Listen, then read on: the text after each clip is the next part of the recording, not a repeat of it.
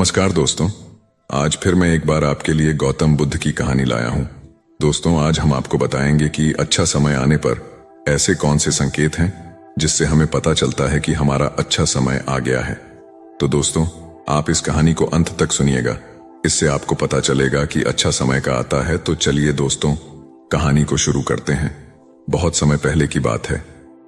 गौतम बुद्ध अपने शिष्यों के साथ एक गांव में ठहरे थे। यह गांव संघर्षों, दुखों और समस्याओं से घिरा हुआ था। गांव के लोग अभावों से घबराए हुए थे और हर रोज कठिनाइयों का सामना करते हुए जीवन जी रहे थे। उनकी जिंदगी में सुख शांति नाम की कोई चीज नहीं थी। लोग निरंतर किसी न किसी मुसीबत में उलझे रहते थे। गांव के बुजुर्गों ने बुद्ध से विनती की, हे महात्मा, कृपया हमारे गांव की हालत सुधारने में हमारी सहायता करें। हम बहुत कठिनाई में हैं और आपकी ज्ञान की बातें हमारे लिए मार्गदर्शन बन सकती हैं। बुद्ध ने लोगों की पीड़ा को समझा और उन्हें ध्यान से सुना। अगले दिन सुबह बुद्ध ने गांव के लोगों को एक वृक्ष के नीचे इकट्ठा किया। उन्होंने सभी से कहा, मैं तुम सबको एक छोटी सी कहानी सुनाना चाहता हूं जो तुम्हारे जीवन को बदल सकती है। सभी लोग ध्यानपूर्वक बुद्ध की ओर देखने लगे। बुद्ध ने कहना शुरू किया, बहुत समय पहले एक व्यक्ति था जो बहुत दुखी और असंतुष्ट था। वह हमेशा सोचता था कि उसकी किस्मत में कुछ भी अच्छा नहीं है। उसने कभी सुख और शांति का अनुभव नहीं किया। लोगों के बीच हलचल होने लगी। सबको लगा कि बुद्ध उसी गांव के हालात को बयान कर रहे हैं। बुद्ध ने आगे कहा, एक दिन उस व्यक्ति ने एक संत से मिलने का निश्चय किया।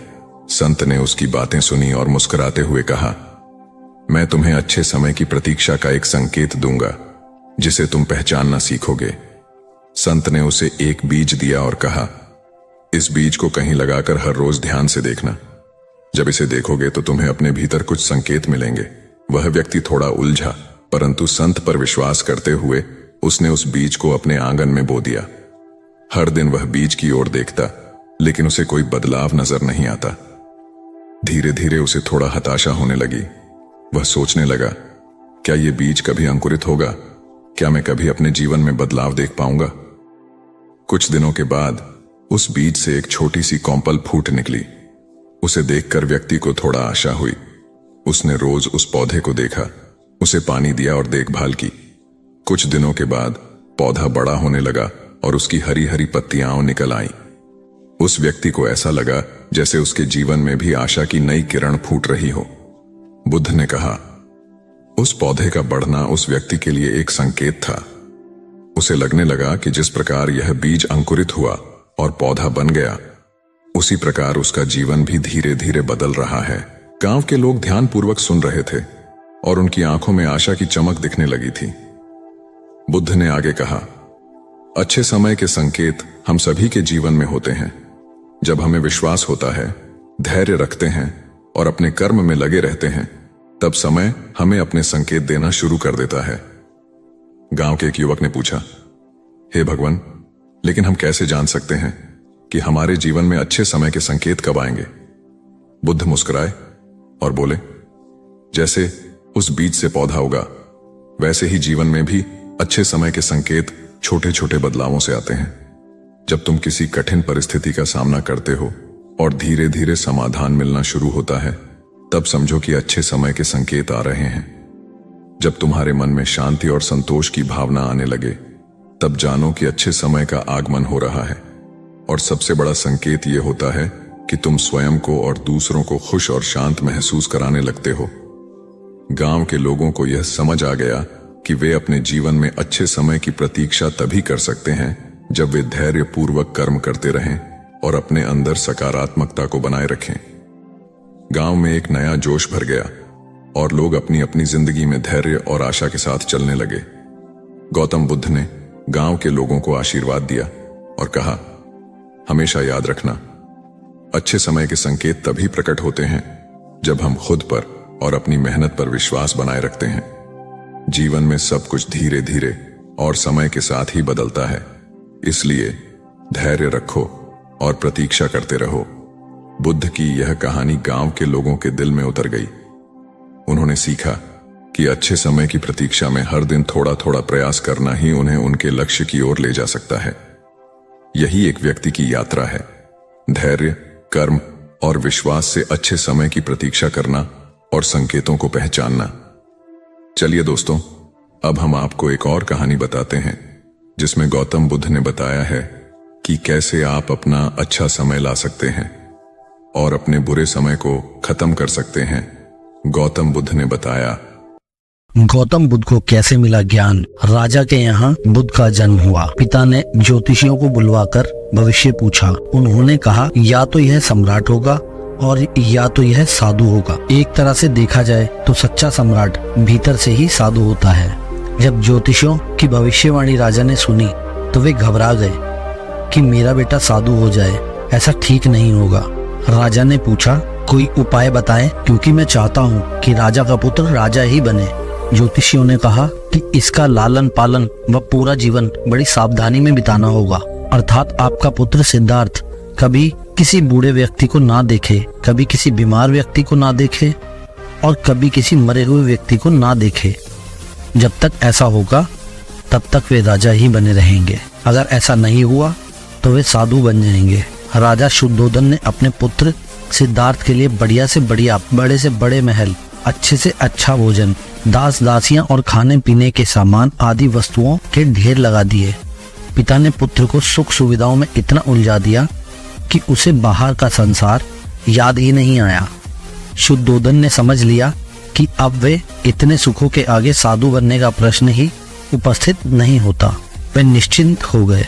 राजा शुद्धोधन ने बिल्कुल पक्की व्यवस्था कर रखी थी कि उनका पुत्र सिद्धार्थ जीवन में कभी भी वृद्ध, बीमार और मृतक व्यक्ति को ना देख सके, क्योंकि वे अपने पुत्र को खोना नहीं चाहते थे। सिद्धार्थ का जीवन ऐश्वर्य और सुख सुविधाओं में बीत रहा था। उसके जवान होने पर एक सुंदर कन्या यशोधरा से उनका विवाह हो गया। विवाह हो जाने पर शुद्धोधन की आधी चिंता मिट गई। अब तो शादी हो गई, अब कहाँ जाएगा ये? अब तो मेरा पुत्र बंधन में बंध गया, अब उसके कहीं जाने का सवाल ही नहीं उठता। 1 वर्ष बाद बेटे का भी जन्म हो गया। उसका नाम राहुल रखा गया। अब राजा शुद्धोधन को बिल्कुल पक्का विश्वास हो गया कि अब यह कहीं नहीं जा सकता। एक दिन सिद्धार्थ ने कहा कि पिताजी, आज तक मैंने कभी अपनी राजधानी नहीं देखी, आपकी आज्ञा हो तो आज दिखाऊं। राजा ने कहा हाँ हाँ अवश्य जाओ, अपना शहर देख कर आओ। एक सारथी को भी साथ में भेज दिया कि जाओ राजकुमार को राजधानी घुमा फिरा कर लाओ। फिर भी राजा ने चाक चौबंद इंतजाम कर रखा था कि कहीं चूक न हो जाए। सिद्धार्थ के लिए राजधानी के प्रमुख मार्ग खूब सजाए गए थे, पर घूमते घूमते सिद्धार्थ ने थोड़ा उल्टा मार्ग ले लिया। वे उस मार्ग से गुजरने लगे जहाँ पर तैयारी नहीं थी, और आज उनको बहुत आश्चर्य हुआ जब पहली बार उन्होंने एक बूढ़े आदमी को देखा। कमर झुकी हुई, पूरी चमड़ी में झुर्रियां पड़ी थी। वह परेशानी और दुख से बेहाल था। उसकी चाल बहुत धीमी थी। बूढ़े की झुकी हुई कमर को देखकर सिद्धार्थ को एक झटका लगा और एक सारथी से उन्होंने कहा, क्या एक दिन मैं भी ऐसे बूढ़ा हो जाऊंगा? सारथी ने कहा, हाँ राजकुमार, हर व्यक्ति के जीवन में 3 अवस्थाएं आती हैं, बचपन, जवानी और बुढ़ापा। एक दिन तुम भी बुढ़ापे की अवस्था में जाओगे। हे राजकुमार, यह संसार का नियम है। चाहे गरीब हो या अमीर, सबका शरीर शिथिल अर्थात बूढ़ा होता है। राजकुमार सोच में पड़ गए। सारथी ने रथ को आगे बढ़ाया तो कुछ दूरी पर एक बीमार व्यक्ति मिला जो रोगों से घिरा हुआ था। उस पीड़ित व्यक्ति को देखकर राजकुमार का मन बहुत ही दुखी हुआ। राजकुमार ने पूछा, इसको क्या हुआ है? सारथी ने कहा, यह व्यक्ति बीमार है, इसीलिए यह कर्रा रहा है। इस संसार में दुख और सुख दोनों हैं। यह अपने अपने भाग्य की बात है कि कोई दुखी है, कोई सुखी है। क्या मैं भी कभी बीमार हो सकता हूँ? सारथी ने कहा, आप यह विचार अभी छोड़ दें। समय बड़ा बलवान होता है। यह सारी बातें कर्मों पर निर्भर करती हैं। चाहे राजा हो या रंग, सुख दुख सब पर आते हैं। अगर शरीर में कोई रोग आना है तो वह आएगा। यह सब सुनकर राजकुमार सोच में पड़ गया। सारथी ने रथ को कुछ और आगे बढ़ाया तो सामने से 4 कंधों पर एक अर्थी को लेकर जाते हुए देखा। राजकुमार ने ऐसा पहली बार देखा। उसने सारथी से पूछा, यह क्या है? यह आदमी मर गया है, यह मुर्दा है। जो व्यक्ति मर जाता है उसको बांधकर शमशान भूमि ले जाते हैं, फिर जहां पर उसे जला दिया जाता है और उसे मुक्ति मिल जाती है। राजकुमार ने कहा, क्या सबको मरना पड़ता है? सारथी ने बोला, हाँ, सभी को मरना पड़ता है। यह मृत्युलोक है। जो जन्म लेता है उसे कभी न कभी अवश्य ही मरना पड़ता है। राजकुमार ने बोला, तो इसका मतलब यह हुआ कि ठीक इसी तरह एक दिन मुझे भी मरना होगा। मेरी देह भी मुर्दा होगी और मुझको भी 4 कंधों पर उठाकर ले जाया जाएगा। मुझको भी ऐसी ही रस्सियों से बांधा जाएगा। मेरे भी आगे पीछे घर के सदस्य रोएंगे, तड़पेंगे और जिस तरह संसार को मैंने इकट्ठा किया है वह सारा का सारा मुझसे छूट जाएगा। इसका मतलब यह हुआ कि एक दिन मैं भी मर जाऊंगा। क्या एक दिन यशोधरा भी मर जाएगी? क्या एक दिन मेरा राहुल भी मर जाएगा? सारथी ने कहा, हाँ राजकुमार, एक दिन मैं भी मरूंगा, आप भी मरेंगे, यशोधरा भी मरेंगी और राहुल भी मरेगा, क्योंकि यह सब मरने के लिए ही पैदा होते हैं। उस रात सिद्धार्थ सो न सके। सोचने लगे कि क्या संसार में इतना दुख है, रोग, बुढ़ापा है और ऐसे में मैं खा पीकर कैसे जी सकता हूँ? नहीं नहीं, मुझसे ऐसा नहीं होगा। मुझे खोजना होगा उस तत्व को जो दुख, पीड़ा और शोक से रहित है, जो भय, भ्रम और भूल से परे हो, जो अनंत आनंद से भरा हो, जिसे पाकर फिर और कुछ पाने की इच्छा ना हो। सिद्धार्थ वैराग्य के शिखर तक पहुंच चुके थे। बस उसी रात को उन्होंने घर छोड़ दिया। सारथी से कहा कि नगर की सीमा से दूर ले चलो। नगर के बाहर पहुंचकर सारथी को लौटा दिया। फिर कई दिनों तक वन में चलते गए। एक घने पीपल के वृक्ष के नीचे आसन लगाकर ध्यान में लीन हो गए और वो वापस नहीं लौटे। हाँ है या सुना है, लेकिन क्या यह सच है? बहुत से लोग समस्याओं के सामने खड़े होकर बस इंतजार करते रहते हैं, आशा करते हैं कि समस्याएं अपने आप हल हो जाएंगी। ये एक सामान्य सोच है कि समस्या से बचने का सबसे अच्छा तरीका है कि हम इंतजार करें और उम्मीद करें कि समस्या खुद ही ठीक हो जाएगी। लेकिन क्या यह सच है? क्या वाकई मुश्किलों का सामना करना और उनसे निपटना इतना आसान है? इस वीडियो में हम बात करेंगे कि समस्याओं के सामने खड़े होकर इंतजार करना सबसे अच्छा विकल्प नहीं है। हम आपको सिखाएंगे कि समस्याओं का सामना करना, उन्हें हल करने का सही और प्रभावी तरीका है। इस वीडियो के माध्यम से हम सीखेंगे कि हमारी मेहनत, समर्पण और सही दिशा में कदम बढ़ाने से ही समस्याएं हल हो सकती हैं। पहले की बात है, एक राज्य का राजा बहुत चिंतित था क्योंकि उसकी पत्नी का जन्मदिन नजदीक आ रहा था। यूं तो कहने को वह राजा था, लेकिन फिर भी उनके वैवाहिक जीवन में हजारों प्रकार की समस्याएं थी। परंतु राजा जन्मदिन पर अपनी पत्नी को एक ऐसा उपहार देना चाहता था कि जिससे उनके जीवन में जो दुख है वह कम से कम उस दिन के लिए दूर चला जाए। वह अपनी पत्नी को खुश करना चाहता था, किंतु आपने देखा होगा कि यह कार्य बहुत ही मुश्किल है, क्योंकि हम आज तक किसी को खुश नहीं कर पाए। हम चाहे लाख कोशिशें ही क्यों न कर लें, लेकिन हम कभी किसी को खुश नहीं कर पाते, क्योंकि यह खुशी हमारे पास नहीं है और न ही सामने वाले के पास है, जो हमारे पास है ही नहीं। वो हम किसी और को कैसे दे सकते हैं? अर्थात अगर आपको किसी दूसरे को खुशी देनी है तो सबसे पहले आपको खुश होना होगा, आपको खुश महसूस करना होगा, अर्थात वह खुशी आपके पास होनी चाहिए, तभी तो आप किसी और को खुश रख सकते हैं। एक दिन राजा ने सभी दरबारियों को दरबार में उपस्थित होने का आदेश दिया और साथ ही सभी मंत्रीगण भी वहां पर उपस्थित थे। तभी राजा ने सभी से सुझाव मांगा कि आखिर वह किस प्रकार अपनी पत्नी को जन्मदिन पर खुश कर सकता है। आखिर वह उन्हें कैसा उपहार दे जिस कारण राजा की पत्नी खुश हो सके। वहां पर उपस्थित सभी लोग अपने मन की बातें राजा से बताते हैं, परंतु राजा को वहां पर उपस्थित किसी भी व्यक्ति का कोई सुझाव पसंद ही नहीं आया। एक दिन संध्या के वक्त राजा अपने रथ से कहीं जा रहा था। तभी रास्ते में उसने एक बहुत ही सुंदर मूर्ति देखी। वह मूर्ति बहुत ही सुंदर और आकर्षक थी। उसे देखकर ऐसा प्रतीत होता था मानो उस मूर्ति में जान हो।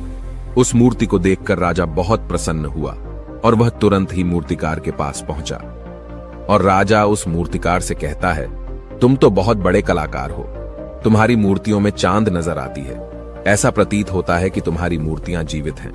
हम तुम्हारी इन मूर्तियों को देखकर बहुत प्रसन्न हैं। हम चाहते हैं कि तुम्हारी सारी मूर्तियां हमारे दरबार में शामिल हों। यह सुनकर वह मूर्तिकार बहुत प्रसन्न हुआ, जैसे उसे कोई खजाना मिल गया हो। लेकिन तभी राजा ने उस मूर्तिकार से एक और बात कही, देखो, मैं चाहता हूं कि तुम मेरे दरबार में शामिल हो जाओ, किंतु उससे पहले तुम्हें हमारे लिए हमारी रानी की ऐसी मूर्ति बनानी होगी जिसे देखकर वह खुश हो जाए और अपने सारे दुख दर्द भूल जाए। और यदि तुम ऐसा न कर सके तो मैं तुम्हारा सर धड़ से अलग कर दूंगा। राजा के मुख से यह सुनकर मूर्तिकार घबरा गया, उसके पसीने छूट गए। वह राजा को मना भी कैसे करे। इसीलिए उसने न चाहते हुए भी राजा को स्वीकृति दे दी।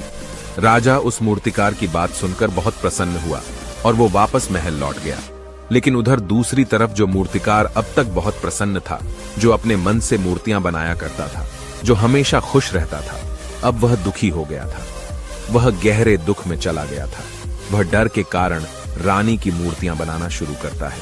परंतु जो भी मूर्ति बनाता था, उस मूर्ति को देखकर ऐसा प्रतीत होता था मानो वह मूर्ति बहुत दुखी है, उसे किसी प्रकार का कोई दुख है।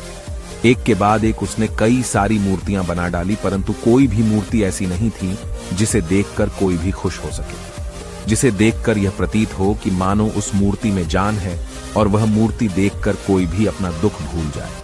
और यह इस कारण हो रहा था क्योंकि मूर्तिकार भीतर से बहुत दुखी था, जो उसकी मूर्तियों के रूप में साफ और स्पष्ट नजर आ रहा था। राजा ने उस मूर्तिकार को 1 सप्ताह का समय दिया था, किंतु 4 दिन तो उसने यूं ही व्यर्थ कर दिए। अब उसके पास केवल 3 दिन का ही समय बचा था, जिसके बारे में सोच सोचकर उस मूर्तिकार का गला सूखा जा रहा था। डर के कारण अब उसके हाथ पैर भी काम करना बंद कर चुके थे। उसके हाथ से हथौड़ी और छीनी तक नहीं चल रही थी और उसे अपना भविष्य नजर आ रहा था। उसे नजर आ रहा था कि राजा उसे मृत्यु दंड दे रहा है। उसके बाद उसके परिवार का क्या होगा, उसके परिवार को कौन संभालेगा। यह सोच सोचकर उस मूर्तिकार का मन बैठा जा रहा था। तभी उसने एक योजना बनाई। वह अपने परिवार को साथ लेकर रात ही में गांव छोड़कर चला जाएगा। यह सोचकर वह तुरंत घर लौटा। उसने सारा सामान बांधा, अपनी पत्नी और अपने बच्चों को भी तैयार किया। वह जैसे ही घर से निकलने वाला था कि तभी उसने देखा कि राजा के सिपाही वहां पर तैनात है। यह देखकर वह मूर्तिकार और भी घबरा गया। वह समझ नहीं पा रहा था कि क्या करे। यदि वह यहां से भागने की कोशिश करता है और पकड़ा जाता है तो राजा उसके साथ साथ उसके परिवार को भी मृत्यु दंड दे देंगे। वह कुछ समझ नहीं पा रहा था। तभी वह जमीन पर बैठ गया और रोने लगा और अपनी पत्नी से कहता है, अब से तुम्हें बच्चों का ख्याल रखना होगा। मेरा और तुम्हारा साथ यहीं तक था, क्योंकि राजा ने जिस प्रकार की मूर्ति का मुझे आदेश दिया है, मैं उस प्रकार की मूर्ति नहीं बना पा रहा, जिस कारण राजा मुझे मृत्यु दंड दे देंगे। वह मेरा सर धड़ से अलग कर देंगे और उसके बाद तो तुम्हें ही बच्चों का ख्याल रखना होगा। इतना कहकर वो जोर जोर से फूट फूट कर रोने लगा।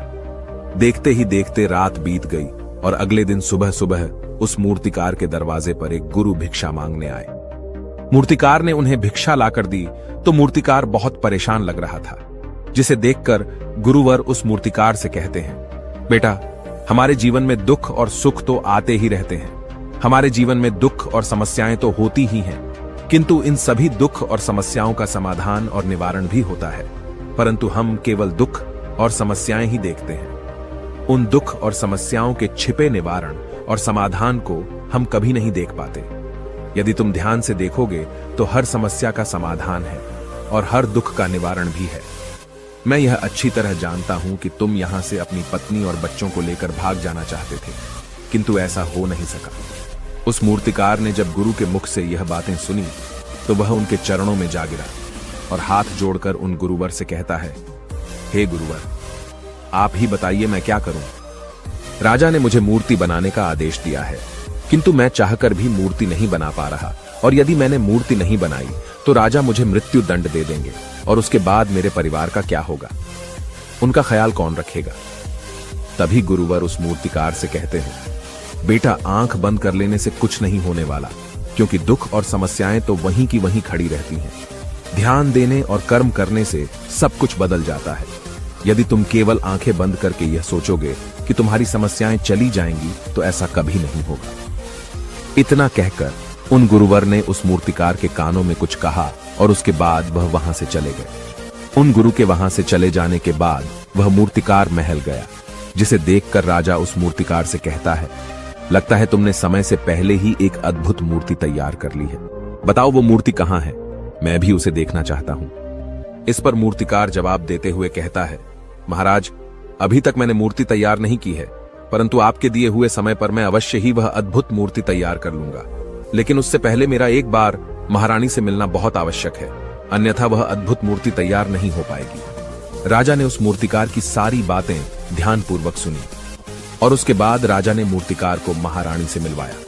मूर्तिकार महारानी से मिलने के बाद महारानी से प्रश्न करते हुए कहता है, महारानी जी, किसी भी औरत के जीवन का सबसे बड़ा दुख क्या हो सकता है? इस पर महारानी जवाब देते हुए उस मूर्तिकार से कहती हैं, किसी औरत का मानव बन पाना उसका सबसे बड़ा दुख है। तभी वह मूर्तिकार महारानी से एक और प्रश्न करते हुए कहता है, महारानी जी, किसी औरत के जीवन का सबसे बड़ा सुख क्या है?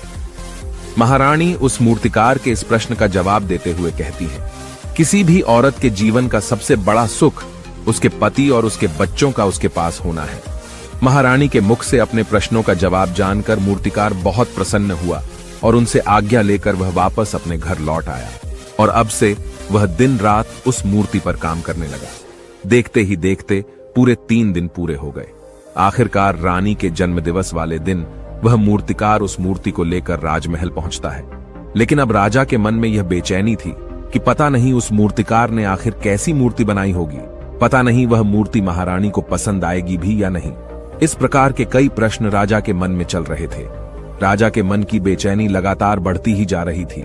लेकिन उधर दूसरी तरफ राजा को उस मूर्तिकार पर पूर्ण विश्वास भी था, क्योंकि राजा ने पहले ही उस मूर्तिकार के हाथों की कला देखी हुई थी। इसलिए एक तरफ उनके मन में यह भी विचार चल रहे थे कि उस मूर्तिकार ने जरूर ही अद्भुत मूर्ति बनाई होगी। वह मूर्ति सफेद कपड़ों से ढकी हुई थी। तभी राजा ने उस मूर्ति की ओर इशारा करते हुए रानी से कहा, यह आपका जन्मदिवस का तोहफा है, इसे कबूल करें। उसके बाद रानी ने अपने हाथों से उस मूर्ति से वह कपड़ा हटाया और उस मूर्ति को देखते ही रानी की आंखों से आंसू बहने लगे और यह देखकर राजा को ऐसा प्रतीत हुआ कि मानो महारानी को यह मूर्ति पसंद नहीं है। इसलिए राजा ने तुरंत ही क्रोधित होकर अपने सिपाहियों को आदेश दिया और उस मूर्तिकार को बंदी बनवा लिया। लेकिन तभी महारानी राजा से कहती है, रुकिए, इस मूर्तिकार ने तो मेरा दुख और सुख एक ही मूर्ति में निकाल दिया है। इस मूर्ति में मेरे पति मेरे साथ है और मेरे हाथ में मेरा बच्चा है। इससे सुंदर मूर्ति मैंने आज तक नहीं देखी। ये बहुत ही लाजवाब है, अद्भुत है। इससे सुंदर तोहफा मेरे लिए और कोई नहीं हो सकता। काश ऐसा मेरे जीवन में वास्तव में हो जाए, मेरे पति भी मेरे साथ हों और मेरे हाथों में मेरा बच्चा हो। महारानी की ये सारी बातें सुनकर और मूर्ति को देखकर राजा को अपनी गलती का एहसास हुआ। राजा अपनी प्रजा और अपने साम्राज्य की देख रेख में इतना व्यस्त रहता था कि वह कभी अपनी पत्नी को समय नहीं दे पाता था, जिस कारण राजा की आंखों से आंसू बहने लगे और दरबार में उपस्थित सभी लोग वह मूर्ति देखकर हैरान। आज तक किसी ने भी ऐसी सुंदर और जीवित मूर्ति नहीं देखी थी, जिसमें सुख और दुख एक साथ नजर आ रहे हों। उसके बाद उस राजा ने उस मूर्तिकार को रिहा करवाया और उसे ढेरों इनाम दिए और अपने राज्य दरबार में जगह भी दी। किंतु उस मूर्तिकार ने इनाम तो स्वीकार कर लिया, परंतु राज दरबार में उसे जगह नहीं ली और हाथ जोड़कर राजा से कहता है, हे महाराज, मेरी आपसे विनती है, आपने मुझे चेतावनी दी थी, यदि मैं ये मूर्ति नहीं बना सका तो आप मुझे मृत्यु दंड दे देंगे। किंतु मैं आपसे बस इतना ही कहना चाहता हूं, हम में से चाहे कोई भी प्राणी क्यों न हो, सभी के प्राण उतने ही कीमती है जितना कि आपका या महारानी के हैं। इसीलिए किसी को भी बिना दोष के दंड नहीं देना चाहिए। मेरी पत्नी ने मुझसे कहा था कि राजा की दोस्ती और दुश्मनी दोनों ही अच्छी नहीं है, इसीलिए मुझे आपके राज दरबार में कोई स्थान नहीं चाहिए। मैं अपनी छोटी सी दुनिया में बहुत खुश हूँ। मैं अपने छोटे से परिवार के साथ बहुत खुश हूँ। मैं आज तक जो करता आया हूँ मुझे वह पसंद है और मैं अपने पूरे जीवन काल वही करना चाहता हूँ। मैं जैसा हूँ, जिस हाल में हूँ, मुझे बहुत प्रसन्नता है कि मैं आज इतना खुशहाल इंसान हूँ। अब मुझे आज्ञा दीजिए। इतना कहकर वह मूर्तिकार वहां से चला गया। दोस्तों, इसी प्रकार हमारे जीवन में भी बहुत बड़े बड़े संकट और दुख आते जाते हैं, किंतु वास्तव में तो यह दुख और संकट हमें कुछ सिखाने के लिए आते हैं, किंतु हम तो केवल उन दुख और समस्याओं को ही देखते रह जाते हैं। हम उनका निवारण खोजने का तनिक भी प्रयास नहीं करते और जब हम दुख के समय क्रोध करते हैं तो हम वास्तविकता में अपना ही नुकसान कर लेते हैं। जो व्यक्ति समझदार होते हैं वह अपने दुख और परेशानियों से यह सबक सीख ही लेते हैं कि उन्हें विषम परिस्थितियों में शांत रहकर उन दुखों का निवारण करना चाहिए, उन समस्याओं का समाधान करना चाहिए। किंतु हम में से अधिकांश लोग यह नहीं सीख पाते और वे लोग दुख और परेशानियों के समय पर क्रोधित हो ही जाते हैं। वह इस बात को अच्छी तरह जानते हैं कि हमें दुख और समस्या के समय पर शांत रहना चाहिए और उसका समाधान खोजने का प्रयास करना चाहिए, किंतु हम बार बार वही गलती दोहराते रहते हैं। जब भी हमारे सामने कोई विषम परिस्थिति उत्पन्न होती है तो हम बार बार क्रोधित हो जाते हैं और क्रोध में आकर हम अपना ही नुकसान कर लेते हैं, क्योंकि क्रोध में हम कभी भी कोई चीज सीख नहीं सकते। क्रोध में हमारा मस्तिष्क काम करना बंद कर देता है और उसे केवल वह परिस्थिति नजर आती है, वह समय नजर आता है जो उसके खिलाफ है और जो जीवन के दुखों से, इन समस्याओं से कुछ सीख नहीं पाता। ऐसा व्यक्ति पूर्ण रूप से एक दलदल में फंसे हुए इंसान की तरह है, जो परिस्थितियों के दलदल में कुछ इस प्रकार फंस चुका है कि वह वहां से निकल नहीं सकता।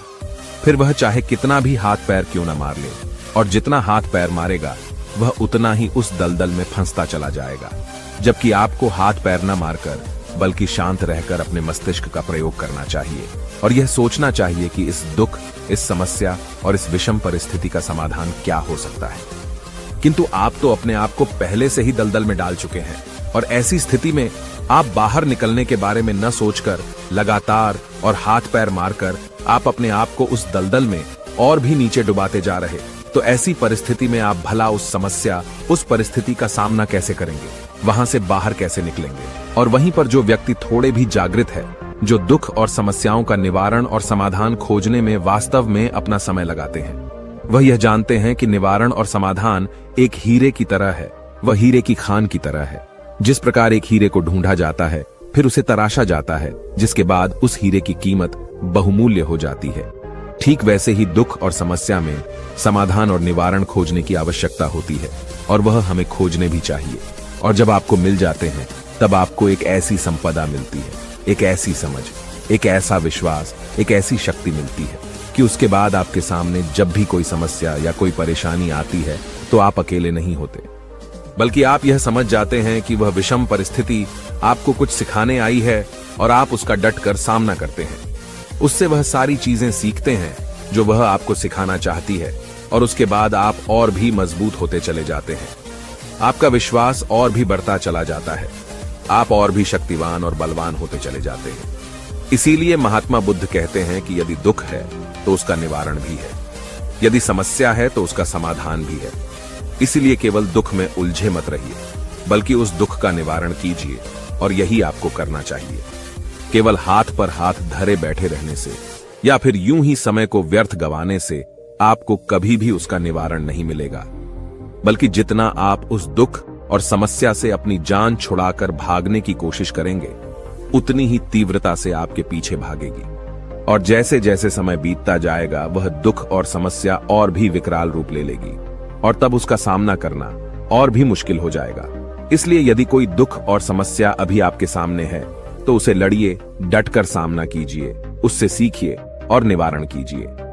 दोस्तों, आपने आज के इस वीडियो से क्या सीखा वो मुझे आप कमेंट में बता सकते हैं। इसी के साथ में उम्मीद है कि आपको आज की वीडियो पसंद आई होगी, तो इस वीडियो को उस इंसान को शेयर करें।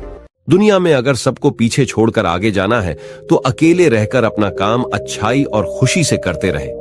खुद को सुधार ले, अगर तू काम नहीं करेगा तो तेरा साथ कोई नहीं देगा। ऐसा महात्मा गौतम बुद्ध ने कई सालों पहले अपने शिष्यों से क्यों कहा था? इसके पीछे का कारण क्या है, कहानी क्या है, इसी के बारे में हम आज के इस वीडियो में जानेंगे। स्वार्थी यानी कि स्वयं का अर्थ। जो इंसान स्वयं का अर्थ जानना चाहता है, जो खुद को समझना चाहता है, क्या वो इंसान आपकी नजर में गलत है? हम जब भी किसी को स्वार्थी कहते हैं तो उसका मतलब तो यही होता है कि वो आदमी स्वयं का अर्थ समझना चाहता है। तो फिर वो गलत कैसे हुआ? स्वार्थी शब्द दुनिया की नजर में, समाज की नजर में एक अलग ही नजरिए से समझा जाता है। अक्सर हम अपने आसपास ऐसे बेहद से लोगों को देखते हैं जो स्वभाव से बहुत अच्छे प्रतीत होते हैं, यानी कि सब लोगों की मदद करते हैं, सबसे अच्छा व्यवहार रखते हैं। लेकिन इसके साथ हमने ये भी देखा होगा कि ऐसे लोग जो स्वभाव के अच्छे होते हैं, दूसरों की मदद करते हैं, वो दुखी भी ज्यादा रहते हैं। और जो लोग स्वार्थी होते हैं वो फलते फूलते चले जाते हैं। तो ऐसे में परमात्मा की सत्ता पर उंगली उठाना निश्चित है। लेकिन अगर ये सत्य है तो हमें कौन सा मार्ग अपनाना चाहिए? क्या हम भी दूसरों के जैसे बन जाएं? पता नहीं आप में से कितने लोग ये मानते हैं कि अच्छे लोग जीवन में बहुत दुखी रहते हैं, लेकिन इसके पीछे का सत्य क्या है? अगर हम इसके पीछे का सत्य नहीं जानेंगे, नहीं पहचानेंगे, तो कहीं ना कहीं हमारा अवचेतन मन भी बुराई की तरफ झुक जाएगा। इसीलिए अपने मन में ऐसे विचार पनपने से पहले इस बात की पूरी सच्चाई, पूरा निष्कर्ष निकाल लें, ताकि भविष्य में आपको अपने अच्छे होने पे पश्चाताप ना हो, दुख ना हो। आज की जो बौद्ध कहानी मैं आपको सुनाने वाला हूं, उसमें आपको 5 ऐसे तरीके पता चलेंगे जिसके माध्यम से अगर आप कर्म करते हैं तो आप अच्छे कर्म भी कर पाएंगे और दुखी भी नहीं होंगे। एक गांव में आनंद नाम का एक युवक रहता था। उसका भरा पूरा परिवार था। उसके 2 बच्चे थे, उसकी पत्नी थी, लेकिन उसके माता पिता इस दुनिया से चल बसे थे, इसीलिए पूरे परिवार की जिम्मेदारी उसी के कंधों पर थी। बच्चे अपनी पढ़ाई करते थे और उसकी पत्नी अपने घर गृहस्थी के कामों के साथ गाय, भैंस, बकरी इत्यादि का दूध बेचकर अपना घर चलाती थी और आनंद पहाड़ में पत्थर तोड़ने का काम करता था। बहुत ही मेहनत भरा काम था। पूरे दिन काम करता तो रात को थक कर घर पर वापस लौटता। लेकिन इतनी मेहनत करने के बाद भी अगर आनंद को गांव का कोई भी आदमी मदद के लिए बुलाता तो आनंद कभी भी मना नहीं करता था। उसके जीवन का एक ही सिद्धांत था, अगर मैं दूसरों की मदद करूंगा तो परमात्मा मेरा साथ देंगे, परमात्मा मेरे साथ कुछ बुरा नहीं होने देंगे। आनंद अपने इस सिद्धांत का पालन बहुत ही कड़ाई के साथ करता था। वह इस सिद्धांत पर इतना विश्वास करता था कि अगर कोई बाहर का आदमी उससे मदद मांग ले तो वो अपने घर का काम भी अधूरा छोड़कर उस आदमी की मदद करने के लिए पहुंच जाता था, जिसकी वजह से उसकी पत्नी बहुत परेशान रहती थी। वो अक्सर आनंद को समझाने की कोशिश करती थी कि सबसे पहले अपना काम, अपने परिवार को देखो। 2 बच्चे हैं हमारे और फिर भी तुम दूसरों के काम करने में लगे रहते हो। अरे अपने घर को तो संभालो। अपना घर संभाल नहीं रहा, दूसरों की मदद करने चले हैं। और जब ऐसी ऐसी बातें आनंद के कानों में पड़ती तो उसके हृदय में कांटा चुभने लगता था और उन दोनों में लड़ाई झगड़ा शुरू हो जाता था। अक्सर उनके लड़ाई झगड़े का यही सबसे बड़ा कारण होता था। लेकिन ना तो आनंद अपने आप को बदल पाया और ना ही उसकी पत्नी ने उसको समझाना कभी बंद किया। इसी वजह से आए दिन उनके घर में क्लेश होता रहता था। जहां तक उस गांव वालों की बात थी तो वो आनंद के स्वभाव को जानते थे और वो जानबूझकर जो काम आसान भी होता था, जो उनके सामर्थ्य में भी होता था, उस काम के लिए भी वो आनंद को बुलाते थे ताकि उन्हें कम मेहनत करनी पड़े। कहने का अर्थ ये है कि गांव वाले आनंद की इस शिष्टाचार का फायदा उठाते थे, लाभ उठाते थे और सब पीछे से उसका मजाक उड़ाते थे, उसे बेवकूफ कहते थे। ऐसे ही समय भी तरह और एक दिन आनंद की पत्नी बहुत ज्यादा बीमार पड़ गई। आनंद से जो कुछ भी सेवा हो सकती थी उसने वो सब अपनी पत्नी के लिए किया। उसने गांव के वैद्य को बुलाकर अपनी पत्नी की जांच करवाई, लेकिन ये रोग उस वैद्य की पकड़ के बाहर था। इसीलिए उस वैद्य ने कहा कि तुम अपनी पत्नी को नगर में जाकर किसी बड़े वैद्य को दिखाओ तो तुम्हारी पत्नी की जान बच सकती है। जल्द से जल्द नगर पहुंचने की व्यवस्था करो, नहीं तो तुम्हारी पत्नी के प्राण संकट में हो जाएंगे। ये सुनकर आनंद के पैरों तले जमीन फिसल गई। उसने ये नहीं सोचा था कि उसकी पत्नी के प्राण संकट में है। वो सोच रहा था कि कोई साधारण सा रोग होगा जिसका इलाज हो जाएगा। लेकिन जब उसने वैद्य की यही बात सुनी तो वो घबरा गया। अब पत्नी को नगर तक कैसे लेकर जाए, क्योंकि उसके पास इतना धन नहीं था कि वो अपनी पत्नी के लिए एक घोड़ा गाड़ी करके उसमें अपनी पत्नी को लिटाकर नगर में ले जा सके। उसकी पत्नी की हालत बिल्कुल चलने की भी नहीं थी, इसलिए उसे नगर पहुंचाने के लिए किसी घोड़ा गाड़ी की जरूरत थी। संयोग से उसके पड़ोसी धन्मू के पास एक घोड़ा गाड़ी थी। वो अक्सर व्यापार के लिए अपनी घोड़ा गाड़ी नगर में लेकर जाया करता था। इसीलिए आनंद के मन में विचार आया कि मैं धन्मू की घोड़ा गाड़ी ले सकता हूँ। मैं धन्मू की इतनी मदद करता हूँ, कभी उसके काम को नहीं टालता, तो वो तो मेरे काम को कभी मना ही नहीं कर सकता। और यही सोचकर वो घोड़ा गाड़ी लेने के लिए धन्मू के पास पहुंच जाता है। लेकिन धन्मू बहुत ही चालाक इंसान था। वो बिना किराए के अपनी घोड़ा गाड़ी अपने सगे संबंधियों के लिए भी नहीं ले जाता था, तो आनंद की तो दूर की बात रही। जब आनंद ने उससे घोड़ा गाड़ी के बारे में पूछा तो उसने ये कहकर उसका ये काम टाल दिया कि मेरे घोड़े बहुत ज्यादा बीमार हैं, वो शायद बच भी मुश्किल से पाएंगे। 5 दिनों से वो कुछ नहीं खा रहे, तो ऐसे में बेचारा घोड़ा गाड़ी लेकर कहा, नगर तक पहुंच पाएगा। हाँ, अगर तुम कुछ धन की व्यवस्था कर सकते हो तो मैं अपने एक मित्र की घोड़ा गाड़ी तुम्हारे लिए मंगवा सकता हूँ। ये सुनकर आनंद परेशान और चिंतित हो गया, क्योंकि उसके पास धन तो था ही नहीं। इसका मतलब उसकी पत्नी बड़े नगर में वैद्य के पास इलाज के लिए पहुंच ही नहीं पाएगी। उलझन भरे हुए विचार लिए हुए जब आनंद वापस आ रहा तो उसने एक दिल दहलाने देने वाला दृश्य देखा। उसने देखा कि धन्मू के घोड़े, जो धन्मू के अनुसार बीमार थे और कुछ खा भी नहीं रहे थे, वहीं घोड़े गांव का ही एक युवक उसकी बाट से खोलकर बाहर ला रहा था और गाड़ी में उसको जोत रहा था। ये देखकर पहले तो आनंद को कुछ समझ में नहीं आया।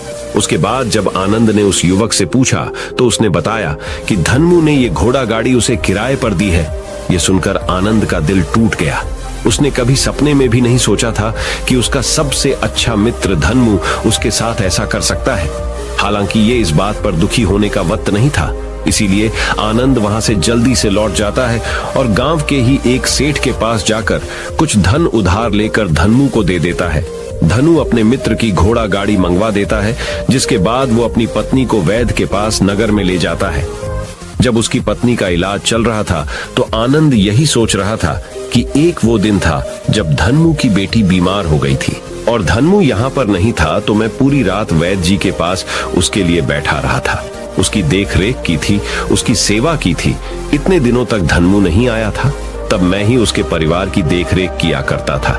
हाय कैसा दुर्भाग्य है ये, जिसके लिए मैंने इतना कुछ किया। उसने एक घोड़ा गाड़ी देने से मुझे मना कर दिया, और वो भी तब जब मेरी पत्नी जिंदगी और मौत के साथ खेल रही थी। कुछ देर बाद वैद्य बाहर आकर आनंद को एक बहुत बुरी खबर देता है। वो आनंद को बताता है कि उसकी पत्नी को कर्क रोग हो चुका है और इसका कोई भी इलाज नहीं है। उसके पास कुछ समय ही शेष बचा है। ये सुनकर आनंद दुखी होकर वहीं जमीन पर बैठ गया। उसकी पूरी दुनिया उजड़ने वाली थी और उसे कोई रास्ता नजर नहीं आ रहा था।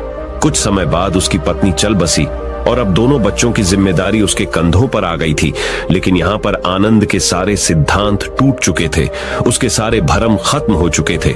अब उसके दिमाग में एक ही बात थी कि अच्छा, कर्म करने से परमात्मा साथ नहीं देता, बल्कि जो बुरे लोग हैं वो लोग फलते फूलते हैं, और इस बात का मैं सबसे बड़ा गवाह हूं। ये विचार अक्सर उसके दिमाग में चलते रहते थे और इसी वजह से उसका मन धीरे धीरे संन्यस्त हो गया, देश दुनिया से दूर हट गया। और एक दिन ऐसा भी आया जब वो अपने बच्चों को अपने रिश्तेदारों के पास छोड़कर इस देश दुनिया को त्याग कर एक सन्यासी बने के लिए घर से निकल पड़ा। उसने गांव में किसी को कुछ नहीं बताया।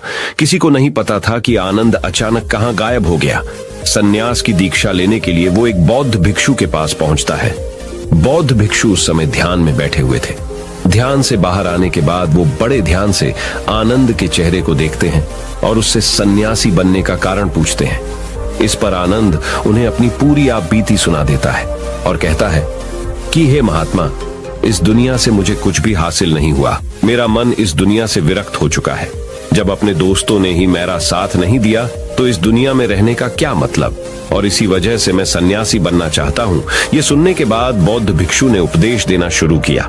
उन्होंने कहा कि याद रखना बेटा, जीवन से विरक्त होकर सन्यासी बनना तुम्हें परम सुख तक कभी नहीं पहुंचा सकता, परमानंद तक कभी नहीं पहुंचा सकता। तुम दुनिया से अपने मन पर एक बोझ लेकर विरक्त हुए हो। तुम दुनिया से परमात्मा की खोज करने के लिए विरक्त नहीं हुए हो। इस भ्रम में कभी मत रहना। तुम संसार से विरक्त हुए हो क्योंकि संसार ने तुम्हें धोखा दिया, ऐसा तुम्हें लगता है। इसीलिए तुम परमात्मा पे कभी विश्वास नहीं कर पाओगे और ना ही उन पर अपनी पूर्ण आस्था बना पाओगे। इसीलिए सन्यासी होने का भी तुम पूरा लाभ कभी नहीं उठा पाओगे। सन्यासी होने का लाभ तब मिलता है जब हमारी प्रभु में, परमेश्वर में, परमात्मा में पूर्ण आस्था बन जाती है। मैं तुमसे पूछता हूं, या तुम्हारी आस्था परमात्मा में है? ये सुनकर आनंद कहता है कि हे महात्मा, मैं तो दुनिया देखकर आया हूं कि जो बुरे कर्म करता है वो फलता फूलता है, और जो अच्छा काम करता है उसे कुछ भी नहीं देता। परमात्मा उसे दुखी दुख देता है। इसीलिए मैं परमात्मा पर अपनी पूर्ण आस्था कैसे बना सकता हूं? यह सुनकर उस बौद्ध भिक्षु ने कहा कि यही तो मैं तुम्हें समझाना चाहता हूं कि तुम पूरी ऊर्जा अपनी सन्यासी जीवन में लगाओ और उसके बाद भी तुम्हें फल प्राप्त ना हो तो तुम्हें कैसा लगेगा। इसीलिए किसी की भी मदद करने के लिए मैं 5 सिद्धांत तुम्हें बताता हूं। ये 5 सिद्धांत समझकर संसार में वापस लौट जाओ और संसार में एक ग्रस्त जीवन जियो। उसके बाद ही सन्यासी जीवन का उदय होता है। जब हम अपने ग्रस्त जीवन को पूर्ण रूप से समझ लेते हैं और अपनी जिम्मेदारियों का निर्वाह कर देते हैं। ये कहकर बौद्ध भिक्षु ने कहना शुरू किया कि जब भी तुम किसी की सहायता करते हो, किसी की मदद करते हो, तो उसमें सबसे पहली बात, सबसे पहला सिद्धांत जो ध्यान में रखने का होता है वो होता है कि किसी की मदद करते वक्त, किसी की सहायता करते वक्त कभी भी उससे उम्मीद मत रखना ये मत सोचना कि आज मैंने इसकी सहायता कर दी, मदद कर दी, तो कल बदले में ये भी मेरी सहायता करेगा, मेरी मदद करेगा। अगर तुम ऐसा सोचोगे तो तुम्हें जीवन में दुखों का सामना करना ही पड़ेगा, क्योंकि एक नहीं तो दूसरा, या दूसरा नहीं तो तीसरा, कोई ना कोई तुम्हारी उम्मीद जरूर तोड़ेगा। और वास्तविकता में वो मदद या वो सहायता नहीं होती, वो हमारे लालच का ही एक रूप होता है। हम उसकी सहायता या मदद निर्भर तरीके से नहीं कर रहे हैं। हमारे मन में लालच का भाव है, हमारे मन में बदले का भाव है। हम ये सोचकर मदद करते हैं कि इसकी मदद कर देता हूं तो कल ये मेरा भी मदद करेगा। और यही लालच हमें अक्सर उन लोगों की मदद करने पर विवश करता है जो किसी ना किसी रूप में धनवान होते हैं, क्योंकि हमें लगता है कि कल ये आदमी धन के द्वारा मेरी मदद कर सकता है। और इसीलिए जिस इंसान को वास्तविकता में मदद की आवश्यकता है, हो सकता है वो गरीब हो, लेकिन हमारा मन अपने लालच के वशीभूत होकर उसकी मदद कभी नहीं करेगा। इसीलिए किसी की मदद और किसी की सहायता करने के अपने विचार को विस्तार दो। केवल एक प्रकार के वर्ग के लिए अपनी सहायता या अपनी मदद पेश मत करना, उन सब के लिए समान होनी चाहिए। जरा सोचो, एक तरफ तुम्हारा मित्र हो जिसके पास धन है, संपदा है, और दूसरी तरफ कोई गरीब औरत हो जो भूखी बैठी हुई है। तुम्हारा दोस्त तुमसे कहता है कि यार आज तो खाने के लिए अच्छे अच्छे पकवान मंगवा लो बाजार से, और दूसरी तरफ वो औरत तुमसे 2 सूखी रोटी मांग रही है, तो तुम किसकी मदद करोगे? कौन मदद का हकदार सबसे पहले है? सबसे पहले हमारा कर्तव्य बनता है कि उस औरत की भूख मिटाए, लेकिन अक्सर इंसान ऐसे नहीं सोचता। वो अपने दोस्त को तो खिला देगा, उसको तो बाजार से बहुत महंगी वस्तु मंगा के दे देगा, लेकिन किसी गरीब को उसकी भूख मिटाने के लिए पैसा या धन नहीं देगा। दूसरी बात जो ख्याल में रखने की है वो ये कि सहायता करते वक्त हमारा लालच कभी भी उसके साथ नहीं जुड़ना चाहिए। अक्सर हम जब किसी की मदद करते हैं तो हमारा लालच और हमारा स्वार्थ उसके साथ जुड़ा होता है, और हम अपनी भविष्य की योजना तैयार करके उस आदमी की मदद करते हैं। हम ये सोचते हैं कि अगर मैं इसका ये काम करेगा तो भविष्य में ये आदमी मेरा वो काम पूरा कर देगा, और वो सहायता, वो मदद बिल्कुल भी परमात्मा के द्वार को नहीं खटखटाती, क्योंकि वो लालच है। आप अपने आप को धोखा देने के लिए अपने लालच को एक सहायता, एक मदद का रूप दे रहे हैं। तीसरी बात जो ख्याल रखने की है वो ये कि अपने सामर्थ्य के हिसाब से दूसरे की मदद करो। कभी भी एक ग्रस्त आदमी को किसी की इतनी सहायता नहीं करनी चाहिए जिससे कि उसका परिवार और उसके बच्चे कष्ट में जीवन बिताएं। सबसे पहला फर्ज हमारा होता है अपने परिवार को सुखी रखना, उनकी जरूरतें पूरी करना, और उसके बाद दूसरों की मदद करना आता है। लेकिन कुछ लोग दूसरों की मदद पहले करते हैं और अपने परिवार को मदद कम देते हैं, जिससे कि परिवार में लड़ाई झगड़े आए दिन पनपते रहते हैं, और ये सब हम समाज में देखते रहते हैं अपने आसपास। अगली बात जो ख्याल में रखने की होती है वो ये कि अपना कर्म, अपनी जिम्मेदारियां पहले निभानी होती है। हम अपना कर्म, अपना काम छोड़कर पहले दूसरों की मदद करने के लिए चले जाते हैं, और जब दूसरा बदले में हमारी मदद नहीं करता तो हमारा दिल दुखी हो जाता है। हम सोचते हैं कि मैंने तो अपना काम छोड़कर उस आदमी की मदद की थी और वो आदमी मेरी मदद ही नहीं कर रहा है। इसीलिए अपना कर्म सर्वोपरि, अपना कर्म सबसे ऊपर, क्योंकि वही काम करने के लिए इस दुनिया में हमारा जन्म हुआ है। और सबसे आखिर में जो बात समझने की है वो ये कि परमात्मा की मर्जी से ही सब कुछ होता है। हमारा कर्तव्य है अपने कर्म को करते जाना। करनी धरनी तो ऊपर वाले के हाथ में है, इसीलिए जो कुछ भी होता है सब ऊपर वाले पे छोड़ दो। अगर तुम्हें कोई धोखा भी देता है तो ये समझ के चलो कि वो सब ऊपर वाले की करनी होती है।